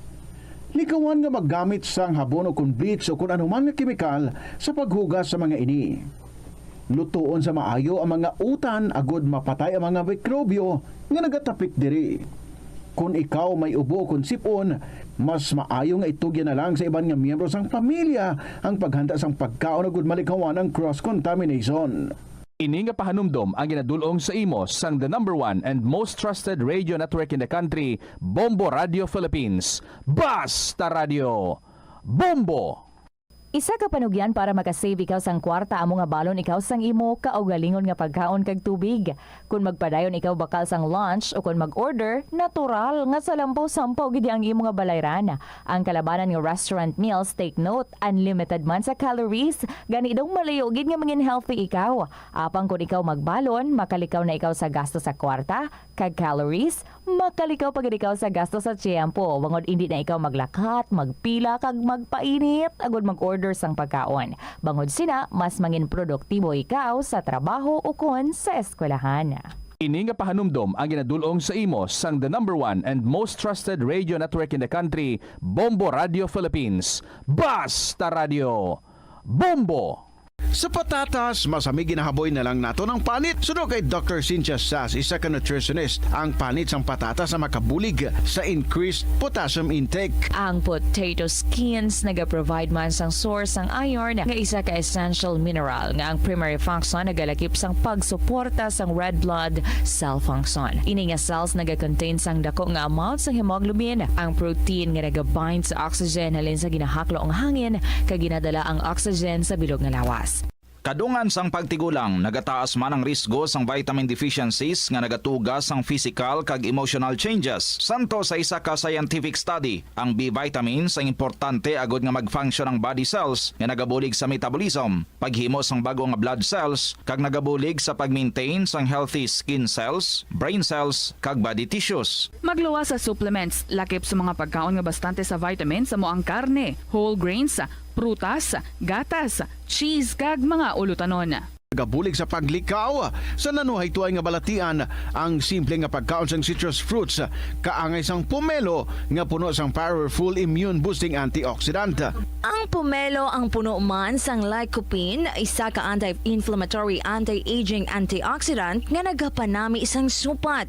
Ang duga naman sang panit kag dahon sang pomelo ang natukiban nga makapatay sang cancer cells kag nagapalikaw sa paglapta sini sandig sa test tube studies. Likawan ang mga disgrasya nga dulot sang kuryente. Tabunan o konselyuhan ang mga wala nagamit nga electrical outlets. Ihaboyo kung ipa-repair ang mga electrical items nga may samad nga cords. Hukson sa saksakan ng mga electrical appliances antes ini i-repair. Hindi paghuslo na mga plug halin sa outlet nga ginabutong ang cord kay basi mabugto ini. Hindi pagpunon sa nakasaksak nga mga appliances o kon gadgets sa mga salaksakan. Hindi magtandog sa electrical appliances kung basa ang imo mga kamot. Likawan ang pagsaka o kung pagtandog sa puno o kung sangasang kahoy nga may nagalaylay nga kuryente. Yari ang mga importante kag praktikal nga mga pamaagi agud makakinot sang tubig.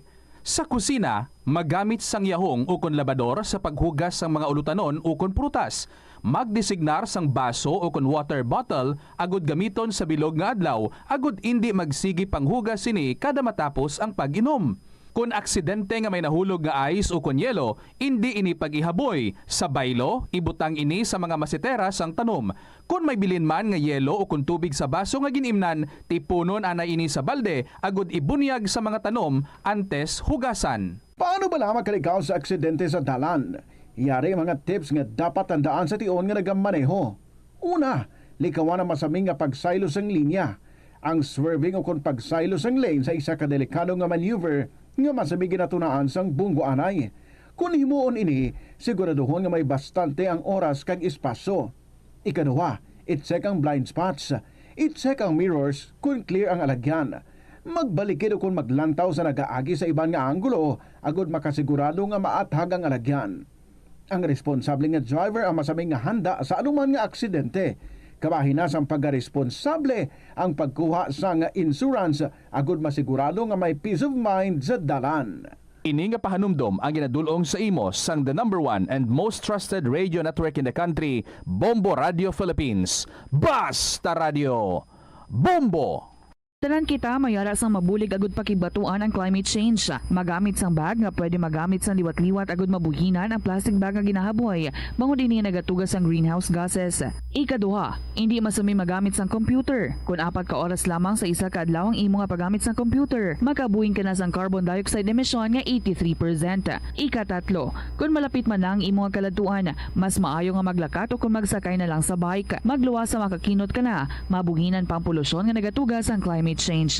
May kilala ka bala nga mga bata nga mahilig sa video games? Nagausik bala ini sang inoras sa paghampang sang iya ginakaadikan nga games. Isa ka pagtuon sang American Academy of Pediatrics ang nagapahayag ngang sobra-sobra o kun inoras nga pagtiner sa paghampang sang video games ang makadulot sang depresyon, anxiety kag manubo nga grade sa eskwelahan. Suno sa mga eksperto, halos 9% sa kada 3,000 ka mga elementary students sa kada pungsod ang makabig pathological o kun addict sa paghampang. Makabig nga pathological o kung addicted ang isa ka estudyante kung nagaapekto na ang paghampang sa iya nga pag-eskwela. Dugang pa sa among nga pagtuon, ang ka-addict sang isa ka bata makapabudlay sa iya sa pagkontrol sang iya impulse.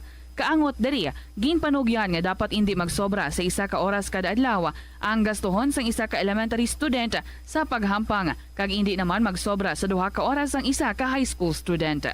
Siling nila ang pagpanigarilyo nagapaitom sang bibig. Pero hambal mo naman, wala man ako nagapanigarilyo pero nga ay itom gihapon ang lips ko haw. Yari ang sabat sa eksperto.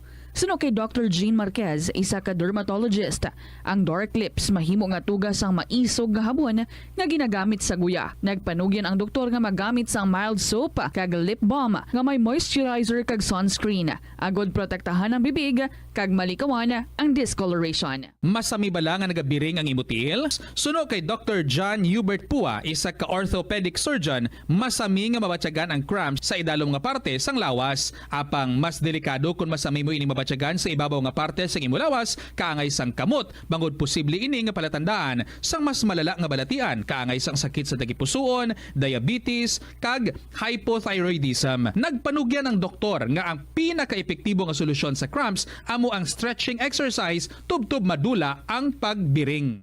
Sa sulod sang panimalay, gina-practice mo man bala ang good manners and right conduct, tanan nga miyembro sang pamilya ang nagakadapat nga respetuhon kag i-value, apang hindi lang mangin considerate sa family members kundi mangin sa mga bisita man sa balay. Ihatag ang atensyon mo sa mga miyembro sang pamilya nga nagahambal kag magsabat nga may respeto. Magamit sang pleased, thank you, excuse me, kag sorry. Nagahatag ini sang respectful kag kind atmosphere sa sulod sang balay. I-acknowledge ang efforts sang family members sa paghimos man ina sang pagkaon, pagpanglaba o kun paghugas sang kinan-an o kun paghatag man sang emotional support. Mas maayo kag mamag-an pagid ang ulobrahon sa balay kung nagabuligay ang tanan. Kinahanglan nga may kontribusyon. Good afternoon, Gid, sa inyo tanan mga kabombo. This is Tita Regine. Welcome na sa kahapon lamang program, May 21st, 2025. Remembering someone who passed away and who is celebrating her birthday today. May she is smiling up from heaven. Anyway, sa saninga hapon mga kabombo, ari kita diri para nga magbasa na naman sa mga kasaysayan nga ginpalabot diri sa aton. Salamat gid sa aton nga mga suki, nga mga letter senders and kabay no nga iban man dira nga may ginatago-tago man pero interesado man kuntani. May ginatago-tago nga istorya pero interesado man kuntani nga mag-share diri sa KLP but doga alang-alang pa. Sige na, come on, all out na kita. I-share na, ipadala na ang inyong mga istorya. You can email your story sa bombo_iloilo@bomboradio.info. Pwede man nga isulat and then ipadala lang sa kahapon lamang program DYFM, Bombo Radio Iloilo, Sky City Tower, Maple Street, Iloilo City. Focus, focus, focus. Focus kita today sa ating mga ulubrahon dira. We're going to enjoy the stories we have in store for you this afternoon. So, ari na ang ating ambahanon nagikan kay Charles Kevinton. 2 para sa inyo. Good afternoon.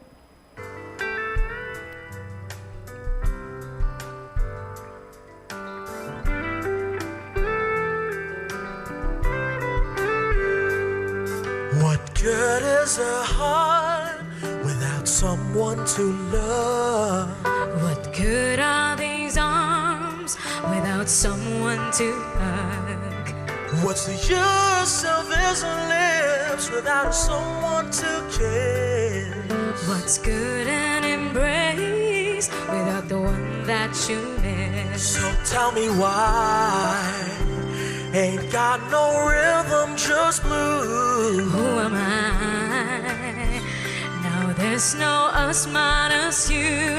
So tell me what's good and forever without the two and not together. What good is me without you?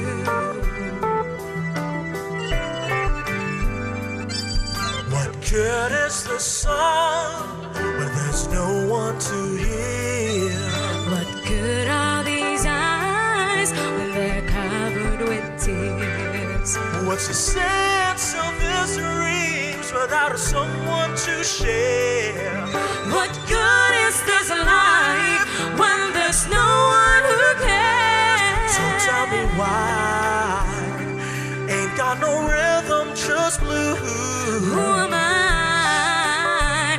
Now there's no us minus you. So tell me what's good and forever without the two and not together. What good is me without? What's good than we without? What good is me without you? La la la la la la la la la. La la la la la la la la la. La la la la la la la la la. La la la la la la la la la. Girl, you're my missing piece. Our hearts in perfect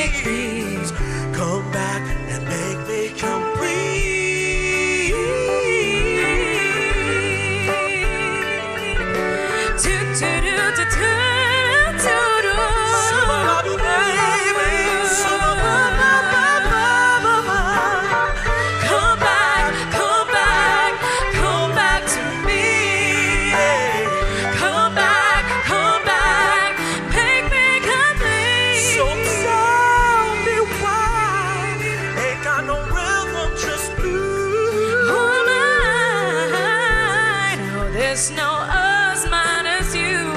So tell me what's good and forever without the two and not together. What good is me without? What's good and we without? What good is me without you? La la la la la la la la la. La la la la la la la la. Come back, come back, come back to me. Come back, make my life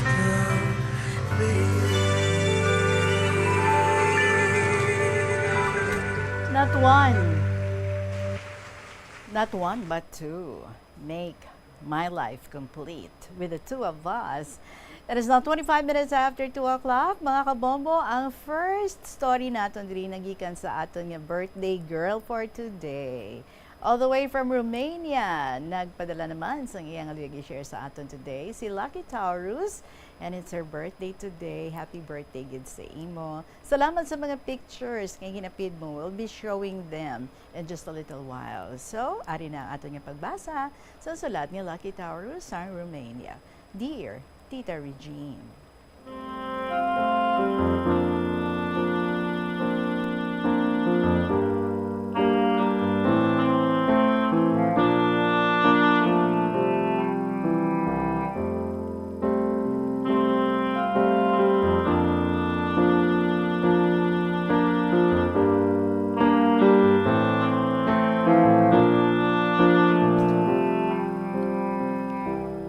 Good afternoon, Tita Reg. Sa tanan nga avid listeners ng Bombo Radio Iloilo.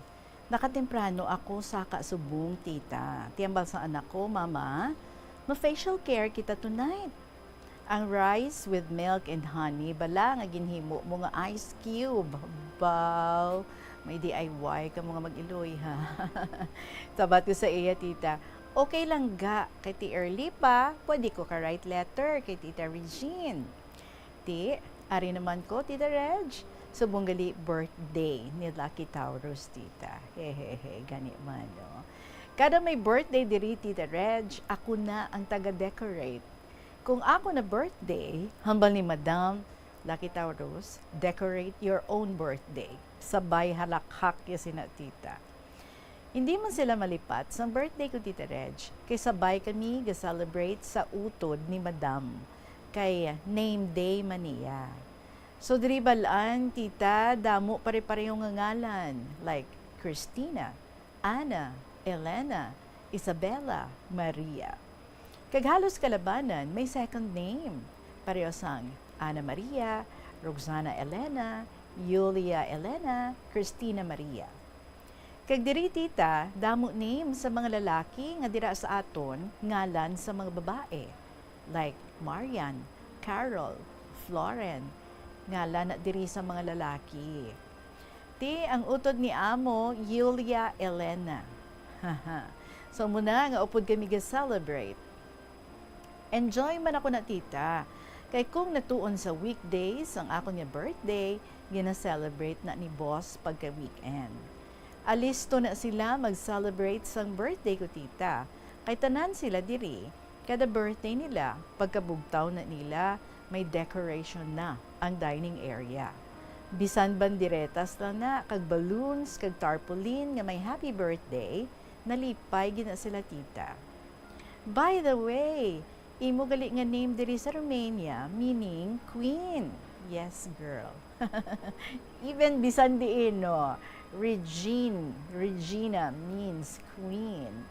So sa pagpadayon, tita, kisaga effort na sila surprise na birthday ako. Parehas ng sulat sa cake, napasulat nila Tagalog. Hindi madula ang Aperol drinks, tita. Ara bala ang may slices of orange, tapos may champagne. Kung kaisa, gina-invite man nila na mga friends nila, Tita Reg, during my birthday. Ti, damo regalo, last time, nagbudol fight man kami. Ang nagustuhan ko pagid, tita, kay wala ko nila ginapaobra kung birthday ko.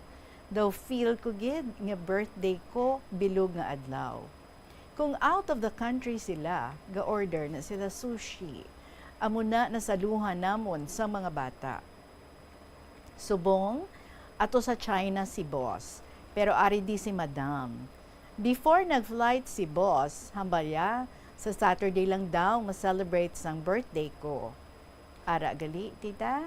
Random pictures, sa mga ni, we're showing them now, no? Mga pictures. Daw bata-bata pa ako dira, no? Sa iban nga photos, pero thankful man ko kay 43 na, pero wala wrinkles, kag white hair, kag healthy. Problema ko lang, tita, kung paano ako liwat mag-lose weight. Kapos magdako, pero parte, kabudlay, magpaniwang, Tita Reg. Hindi ka nag-iisa sa thinking na yan. Basi dira ako sa Pinas, no? Magniwang, tita. So, diri lang anay, hasta Tita Regine. Thank you for reading my letter. God bless you always and more power to your program. Respectfully yours, Lucky Taurus.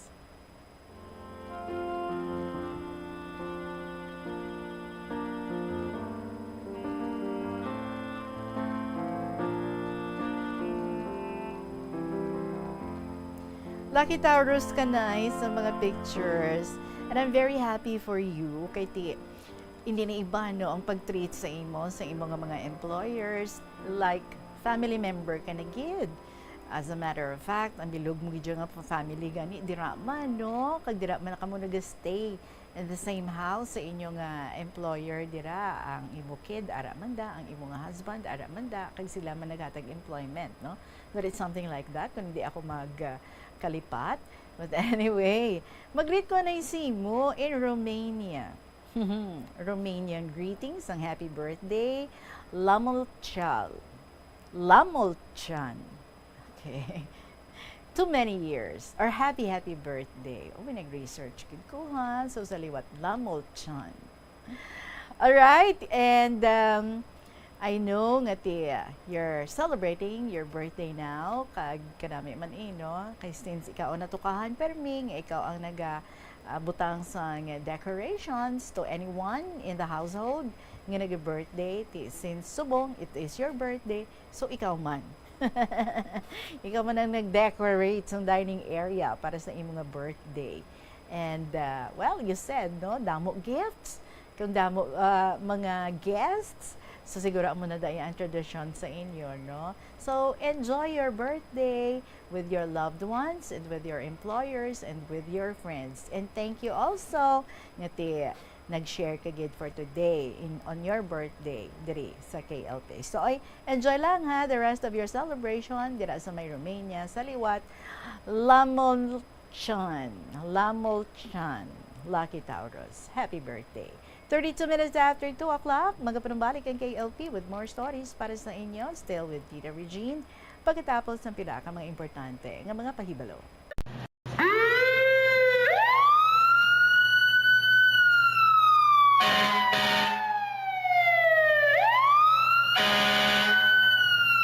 Yari ang mga tips agud nga malikawan ang sunog sa balay. Ini pagpabayaan ang kusina samtang nagaluto. Kung kinahanglan nga magbiya sa kusina, siguruhon nga may mabantay sang pagkaon nga imo ginaluto, bangod sinigundos lang ang pag-ibwal sang kalayo. Taguon ang anuman nga flammable products sa husto nga lugar. Ang household cleaners, kag items kaangay isang hairspray o kung shaving cream, ang delikado kung i-expose sila sa source of heat. Ibutang ang mga ini sa cool area. I-maintain ang mga wires antes magsaksak sa sakit. Sikyaron nga walay ni sang kinagtan sa ang ido o kung iban nga sapat, ilabi na kung ikaw ang may hinuptanan. Kung may damaged wire, isla nini sa gilayon. Siguruhon man nga may yara sang fire extinguisher o kung fire blanket sa balay. Dapat man nga nakaibalo ang tanan nga family member magamit sang fire extinguisher agod mapalong inigilayon. Ang tagipusoon ay isa sa mga pinakaimportante nga organ sa lawas ng tao. Gani, nagakadapat lang nga ini ang halungan. Paano ba na mapabilin nga healthy ang aton heart? Agud malikawan ang risgo sang heart disease. Tuloy kita with this story coming from Lolo Dencio. Alas 2:34 ang aton nga oras. Dear, in the Regine.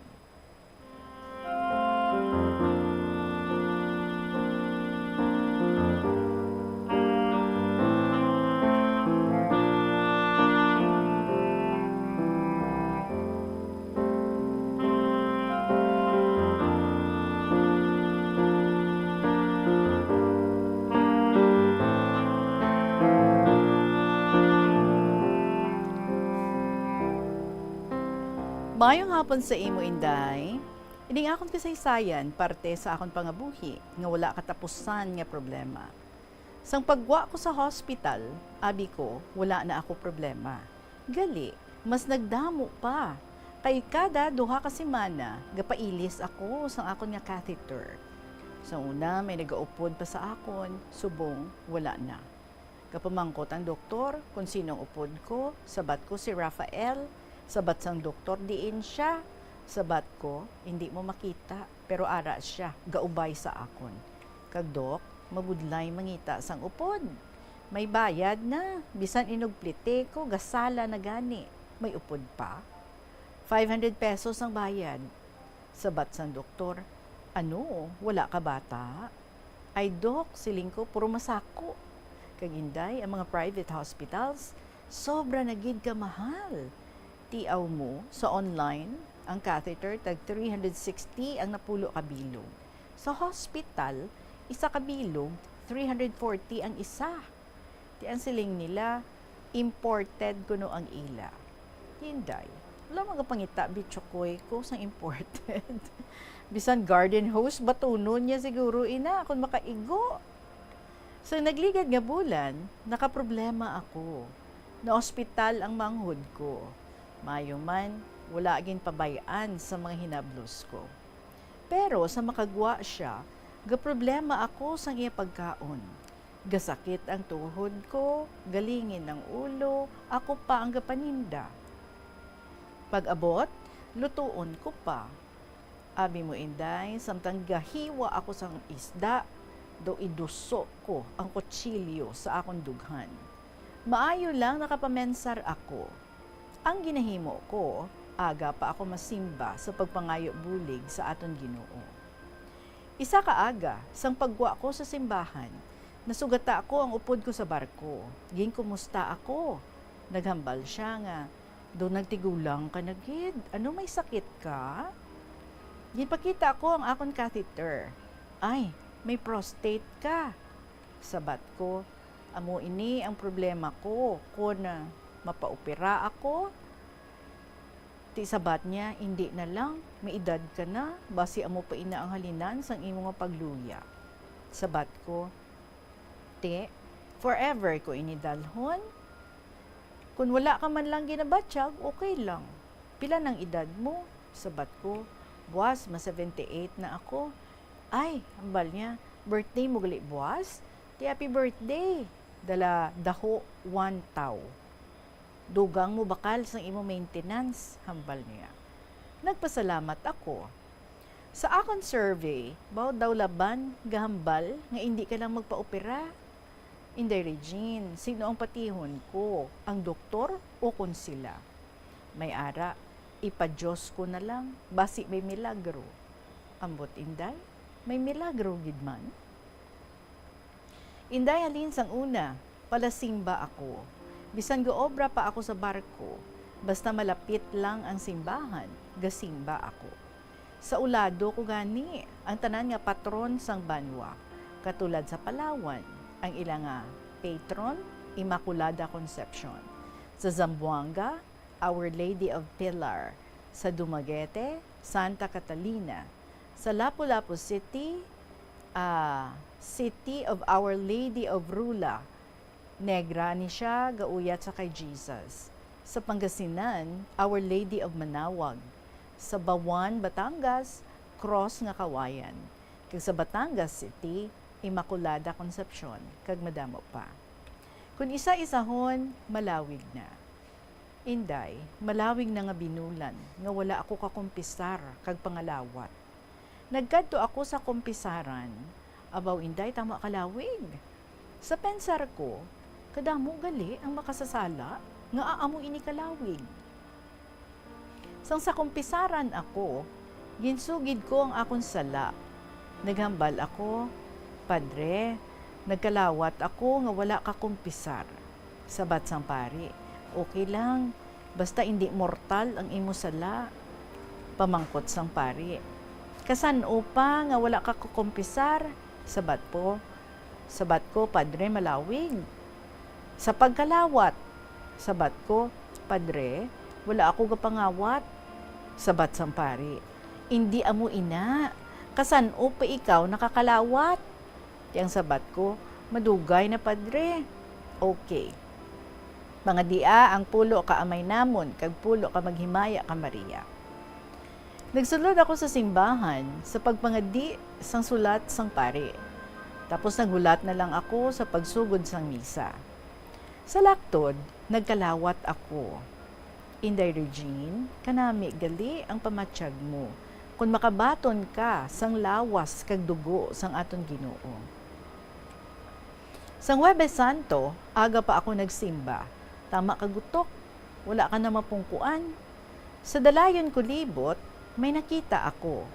Samtang gahulat ako sang misa, may nakita ako isa katigulang nga babae, gasungkod sang iyapayong, kapanghulong-hulong sang mapungkuan. Gintawag ko ang tigulang, kag ihatag sa iya ang pulungkuan ko. Nagwa na lang ako. Sa pensar ko, malawig siguro ang misa. So nagdiretso ako sa tindahan sa pagpamakal para sa birthday ko. Inday, gamay lang ang handa ko. Nagsiling ang bayaw ko, wala ka man bisita, si Tita Regine. Sabat ko, ay wala ko na sila ginapaabot. Sa sobrang nga init, basi makaging ang utok nila. Para ina sa mga apo ko ang handa. Inday, gapasalamat ako sa aton Ginoo. Nga kalambot ako sa edad nga 78. Galing, gintakdan niya ako, ikog sa atubang pa. Ambot inday, kasan upa ini makuha? Hulaton ko ang kaluoy sang Diyos. Kay kung magsagad ako balik-balik sa doktor, magastuhan lang ako. Isulod ko na lang sa simbahan, kay ara dira ang matuod nga doktor. Sang Biyernes Santo, tama kainit. Gindala ko ang folding bed sa idalom sang tanom ko nga, kamuning? Sa pagpamati isang 7 palabras. Sa ikaanom nga pulong, nakibot ako kag siling ko, do si Tita Regine ang gahambal. Wala ako magsala, sang ihambal mo ang KLP. Wala gid ako magsala, kay natapos na. Inday, may isa pagid ako kay inagyan dira sa amon nga plaza. Lunes nga adlaw, nagsimba ako, kay wala ako kasimba sa Domingo, kay tama kagutok. Pagwa ko sa simbahan, sang ara na ako sa plaza, may isa katigulang nga babayi nagsugata sa akon. Namangkot kung ano oras. Gintanaw ko ang relo ko kag magsiling, 9:00.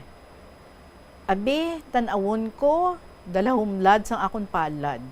Ay sir, himalaran ta kabala. May nakita ako nga maayo nga swerte. Sir, maswerte ka sa tuig nga ini. Kay ang tanan mo nga bata, makasulod sa obra. Kag maswerte ka sa imo asawa, kay mahilig siya magtago sang kwarta. Kag ikaw, sa tuig nga ini, wala ka gid sang sablag sa lawas. Maayo ang imo lawas. Maghalong ka lang, magsakay sa eroplano. Namangkot ako, siling ko, tapos ka na? Sabat niya, oo sir, 200 ang bayad. Siling ko, ano? Kung hindi ka lang tigulang, tinampa ko ang palad ko sa guya mo. Puro palpak ang himalad mo. Wala ako asawa, kag wala ako kabataan. Siling niya, sir, ara sa kapalaran mo. Dayon ko talikod. Inday Regine, uso pasubong ang gulong ng palad. Ang tagsulat, Lolo Dencio.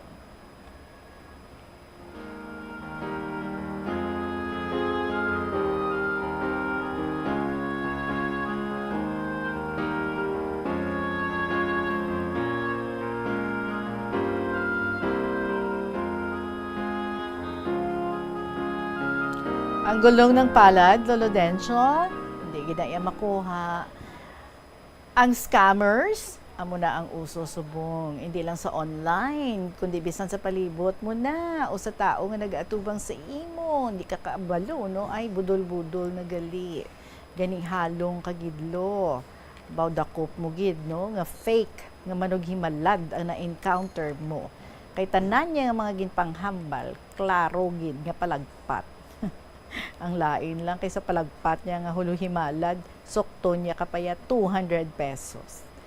Husto ka, Lolo Densyo, sa kagahod na sang aton palibot kag kalibutan subong, pangitaa ang kalinong, para mabatian mo ang matuod-tuod nga tingog sang Holy Spirit.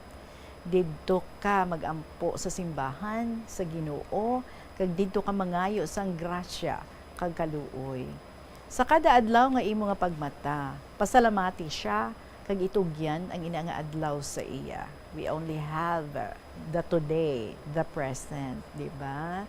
So let us do what we can do with that one day nga ginahatag sa aton. Let us be grateful. Mapinasalamaton dapat kita. So itugyan ang tanan nga mga pangihinahanglanon naton, ang mga pangamuyo mo, ang mga ginahandaw mo, everything, no, that you wish for. Allow that He will lead you every step of the way. Kag be thankful gid, Lolo Densyo, sa tanan nga mga grasya nga hindi mo na gani makita kung kaisa, no, bangod ang focus mo do ara na sa kadakuon sang ginadala mo nga problema. Pero itugyan ina sa iya. Remember, our God is bigger than any problem, and He calms the storms in our life. Siya lang na ang makapakalma sang tanan nga mga unos nga mga bagyo nga nagaigo sa aton. So remain faithful to Him and know nga ang tanan nakita niya, kag ang tanan nakaplano na sa iya. So learn to trust in His process. In waiting, ara dira, no, kung sa diin, our character and faithfulness is being shaped. So padayon lang ang magsalig sa iya, padayon nga itugyan ang tanan sa iya, pabakuda ang imo nga relasyon sa iya, and slowly you will feel the peace that you are needing and seeking. By entrusting everything to Him, you are putting your life into His hands. Palangga ka sang Diyos, Lolo Densyo, maybe mas luyag niya nga magpalapit kapagid sa iya and surrender everything to Him. That is why nga He allowed all these things to happen sa imo. Base amo nilo ang iyang pamaagi sa pagkuhit sa imo, kag remind nga ikaw, i-remind gid sa imo, no, nga you have to always remember, ara lang siya nagahulat nga mas magpalapit ka pagid sa iya. And who knows, no, samtang ginabasa natin diri ang imong istorya ay basi the Holy Spirit is already starting working, kay ginasabat niya na ang imong mga pangamuyo. Basi someone out there may nahibaluan, may nakilala, any agency or someone nga makabuligid sa imong sitwasyon subong kung paano, no, ang imong catheter nga pila na ina kabulan, basi man 1 year na ina, no, Lolo Dens, and then ang imong confusion kung bala mapa-hospital, kung bala mapa-opera ikaw o kung hindi. Trust in the Lord and in His process. Salamat gid sa imo, Lolo Densyo. It is now 48 minutes after 2 o'clock. Magapanumbalik kita with more stories to be shared with you. This is Tita Regine and this is KLP.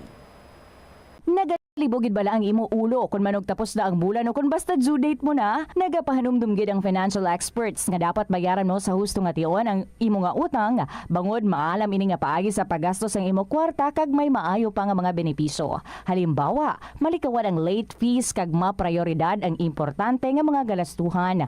Dumdumaman nga ang on-time payment history ang makatibong man o kung makapamaayo gid sa imo nga credit score kag mapa-improve ang interest rates. Ini nga pahanumdom ang ginadulong sa imo sang the #1 and most trusted radio network in the country, Bombo Radio Philippines. Basta Radio Bombo!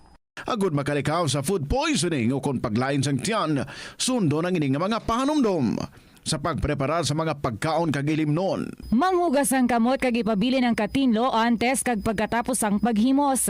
Kung nagamasakit, likawan ang pagpreparar sang pagkaon para sa iban.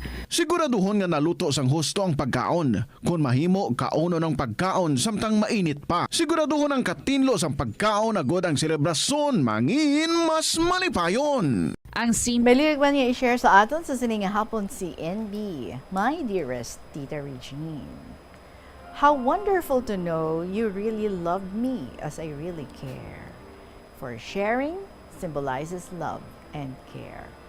A blessed and grateful afternoon, mga fellow senior citizens ko, kag mga KLP lovers, especially sa Imotita, all staff and members of Bombo Radio Philippines, my friends and fellow men, as I come across this from my sister by heart abroad, I feel nga kanami gid siya nga i-share. So it's really worth sharing. So lend me your ears very well para nga ma-comfort kita. This is excellently explained. Okay. Alright. Stay healthy and have a good health. This is quite a good article to increase ang good HDL and decrease the bad LDL, mainly by walking. So every walking step will increase HDL. Therefore, walk, walk, and walk. Happy senior citizens. Hence, and ari pagid no ang lain iban pagid ng mga luyag ko i-share. Dali lang. Kay gin forward mo lang ni siya no. May source ikaw. Wala siya na-copy as is. Paano ni man? Dali. Ay, wala. Nagid siya. Sige. Kay, ari na lang ha. Ang part na lang din. Kay, dito sa akon nga computer, ara man siya ang word. Pero, sang diri na, naging forward na, hindi na amo, hindi na siya makita. Anyway, sa portion na lang, no? So enjoy this day, be happy, my fellow senior citizens, and may God bless us all richly.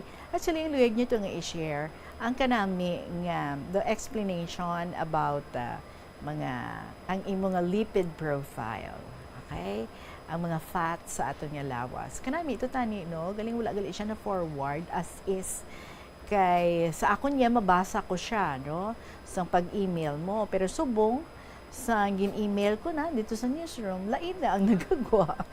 Hindi na amo. But anyway, ti ang mga few parts sa dalom na lang, no? Nga, siguro ang kinahanglan to ya is i-redo gid siya. I-rewrite mo gid siya siguro, no? Hindi.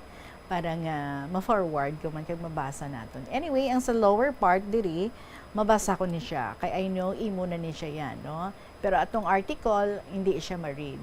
Not unless nga i-rewrite mo gid siya siguro. Anyway, sa ato nga pagpadayon na lang kung ano diri ang ato nga mabasa. Tita Regine, may I request you further nga basahon ining mga additional food for thought. Sige. Now, let me reveal these 7 secrets to living longer. Number 1, less soda, more water. Correct. Dapat kuno tubig lang gid. Para safe kita, tubig lang gid. Anything colored, anything may flavor, more sweet na ginaya, more sugar na gid na. So, mas safe kita. Kun more water lang, less soda. Soda mo ni mga soft drinks, mga juices, nga mga very sweet. Number 2, less worry. More sleep. Correct yun na. No? Wala, kita blakwaon. Kung nagay kita ka worry, tulog lang tamayo, no? Number 3, less alcohol, more tea. Yun. Ang alcohol, igoon, yun yung ato nga liver, sakit-sakit. So, sa mga friends na nga mga drinkers, drink moderately. More tea, ang tea niya, antioxidant niya siya. Damo niya nga goodness ang mahatag niya sa ato nga lawas. Number 4, less sugar, more fruits. So mga reminders ini, no, para sa aton, hindi lang sa mga senior citizens, for us, no, to live a healthy life. So less sugar, more fruits. Number 5, less meat, more veggies. Number 6, less words, more actions. Correct yun na, no? Daanin na lang sa gawa. Huwag na lang sa salita. Number 7, less anger, more laughter. Oo, laughter is the best medicine. So may you learn to let go of the bitterness and anger in your heart and let love and forgiveness fill your heart. For God's grace will bring peace and joy to you. And remember pagid ining mga 7 tips to be happy. Number 1, never hate. Wow, kanami gid sinino. But for the many of us, struggle gid niya. Anyway, sige lang, every day of our life, we can always try, never hate. Number 2, stop overthinking. Okay, napanumdum sa mga kung ano-ano dira, no? Malingin lang ulo mo. Number 3, live simple. Gani man, why complicate things? When you can just live simply. Number 4, little expectations. Correct? Kung ano kadamo, kadako sang expectation mo, amo man na kadako sang frustration mo kung hindi siya matabo. Number 5, always smile. Yes, good. A smile, a sincere smile, is the start, no, of everything good. Number 6, be positive. Wow, yes, good. Sinsan o lang, no, nga nagdaog ang negatibo sa positibo. Number 7, keep in touch with God. Correct. Another tips, don't listen to gossip. Correct, no? Mga marites da, hagan-hagan na kita. Ignore what they say about you. Correct. It doesn't define you, no? Or mga ginahambal nila daya sa imo because you know yourself better. Number 3, design your own life. Number 4, look for what is good in every situation. Oo, kanami gid siniyang reminder. Para bala nga hindi kaya balay nga sila nga madalman kada sa isa ka sitwasyon, no matter do ano ka budlay, no, from the outside ang imo nga paglantaw. Pero kung you find something positive, sang sinang daw ka-negative tulo ko, no, nga sitwasyon, winner ka sa gihapon. Number 5, develop gratitude. Oo, gid. This would always remind us, no, nga mas madamo ang mga grasya nga aton nga nabaton sang sa mga malain or sa mga disgrasya. Number 6, laugh more. Yami gid, no, makarakha kita. And 7, once it's past, let it go. Ang past, hindi mo na mapabalik. So what's the use of holding on to the past? No? Let it go. And always remember that our health is our wealth. There is no other greatest wealth a person can ever have in this world than a healthy body, calm mind, and good people in life. So let us live with hope and let it stay forever in our hearts. Kabalo kita, no? How beautiful and delightful life is for us to cherish. So, hindi tagid pag-i-allow ang mga negative thoughts, energy, and options ng iban. Let us view life in different ways. This is our life. This is our gift from God. Hence, let us set our rules, our own goals, our plans, and treasure this gift of life with gratitude in our hearts. Always gid ang pagpasalamat. So thank you so much, Tita Regine, and more power sa imong program. And may God bless us. Loving kindness be with you and your family every day, giving you good health, joy, peace, and good friends along life's way. Truly yours, Indy, sang Iloilo Province. Well, NB, salamat gid ha. And if you can find time, pwede mo to nga ma-resend sa akon. Ato ang gin-forward man sa imo, gin-share sa imo, sa isa mo ka-friend from abroad. Hindi, gali siya mabasa diri, no? So, kung pwede, tipisanan mo gid, no? Nga i-rewrite mo gid ato. Kaya hindi na siya basta gali. Nga nga ma-transfer mo siya. Anyway, salamat gid ha, ka mga nami, no? Sa sini nga mga reminders, nga imo nga gin-share sa amon, sa sini nga hapon. And kumamandira mga kabombo, I know you have something very nice gid nga pwede gid makalift sang aton mga spirit, could make us smile or maybe make us laugh or maybe make us cry. So share with us your own stories paki-email sa bombo_iloilo@bomboradio.info, pwede man nga isulat and then ipadala sa kahapon lamang program DYFM Bombo Radio Iloilo, Sky City Tower, Mapa Street, Iloilo City.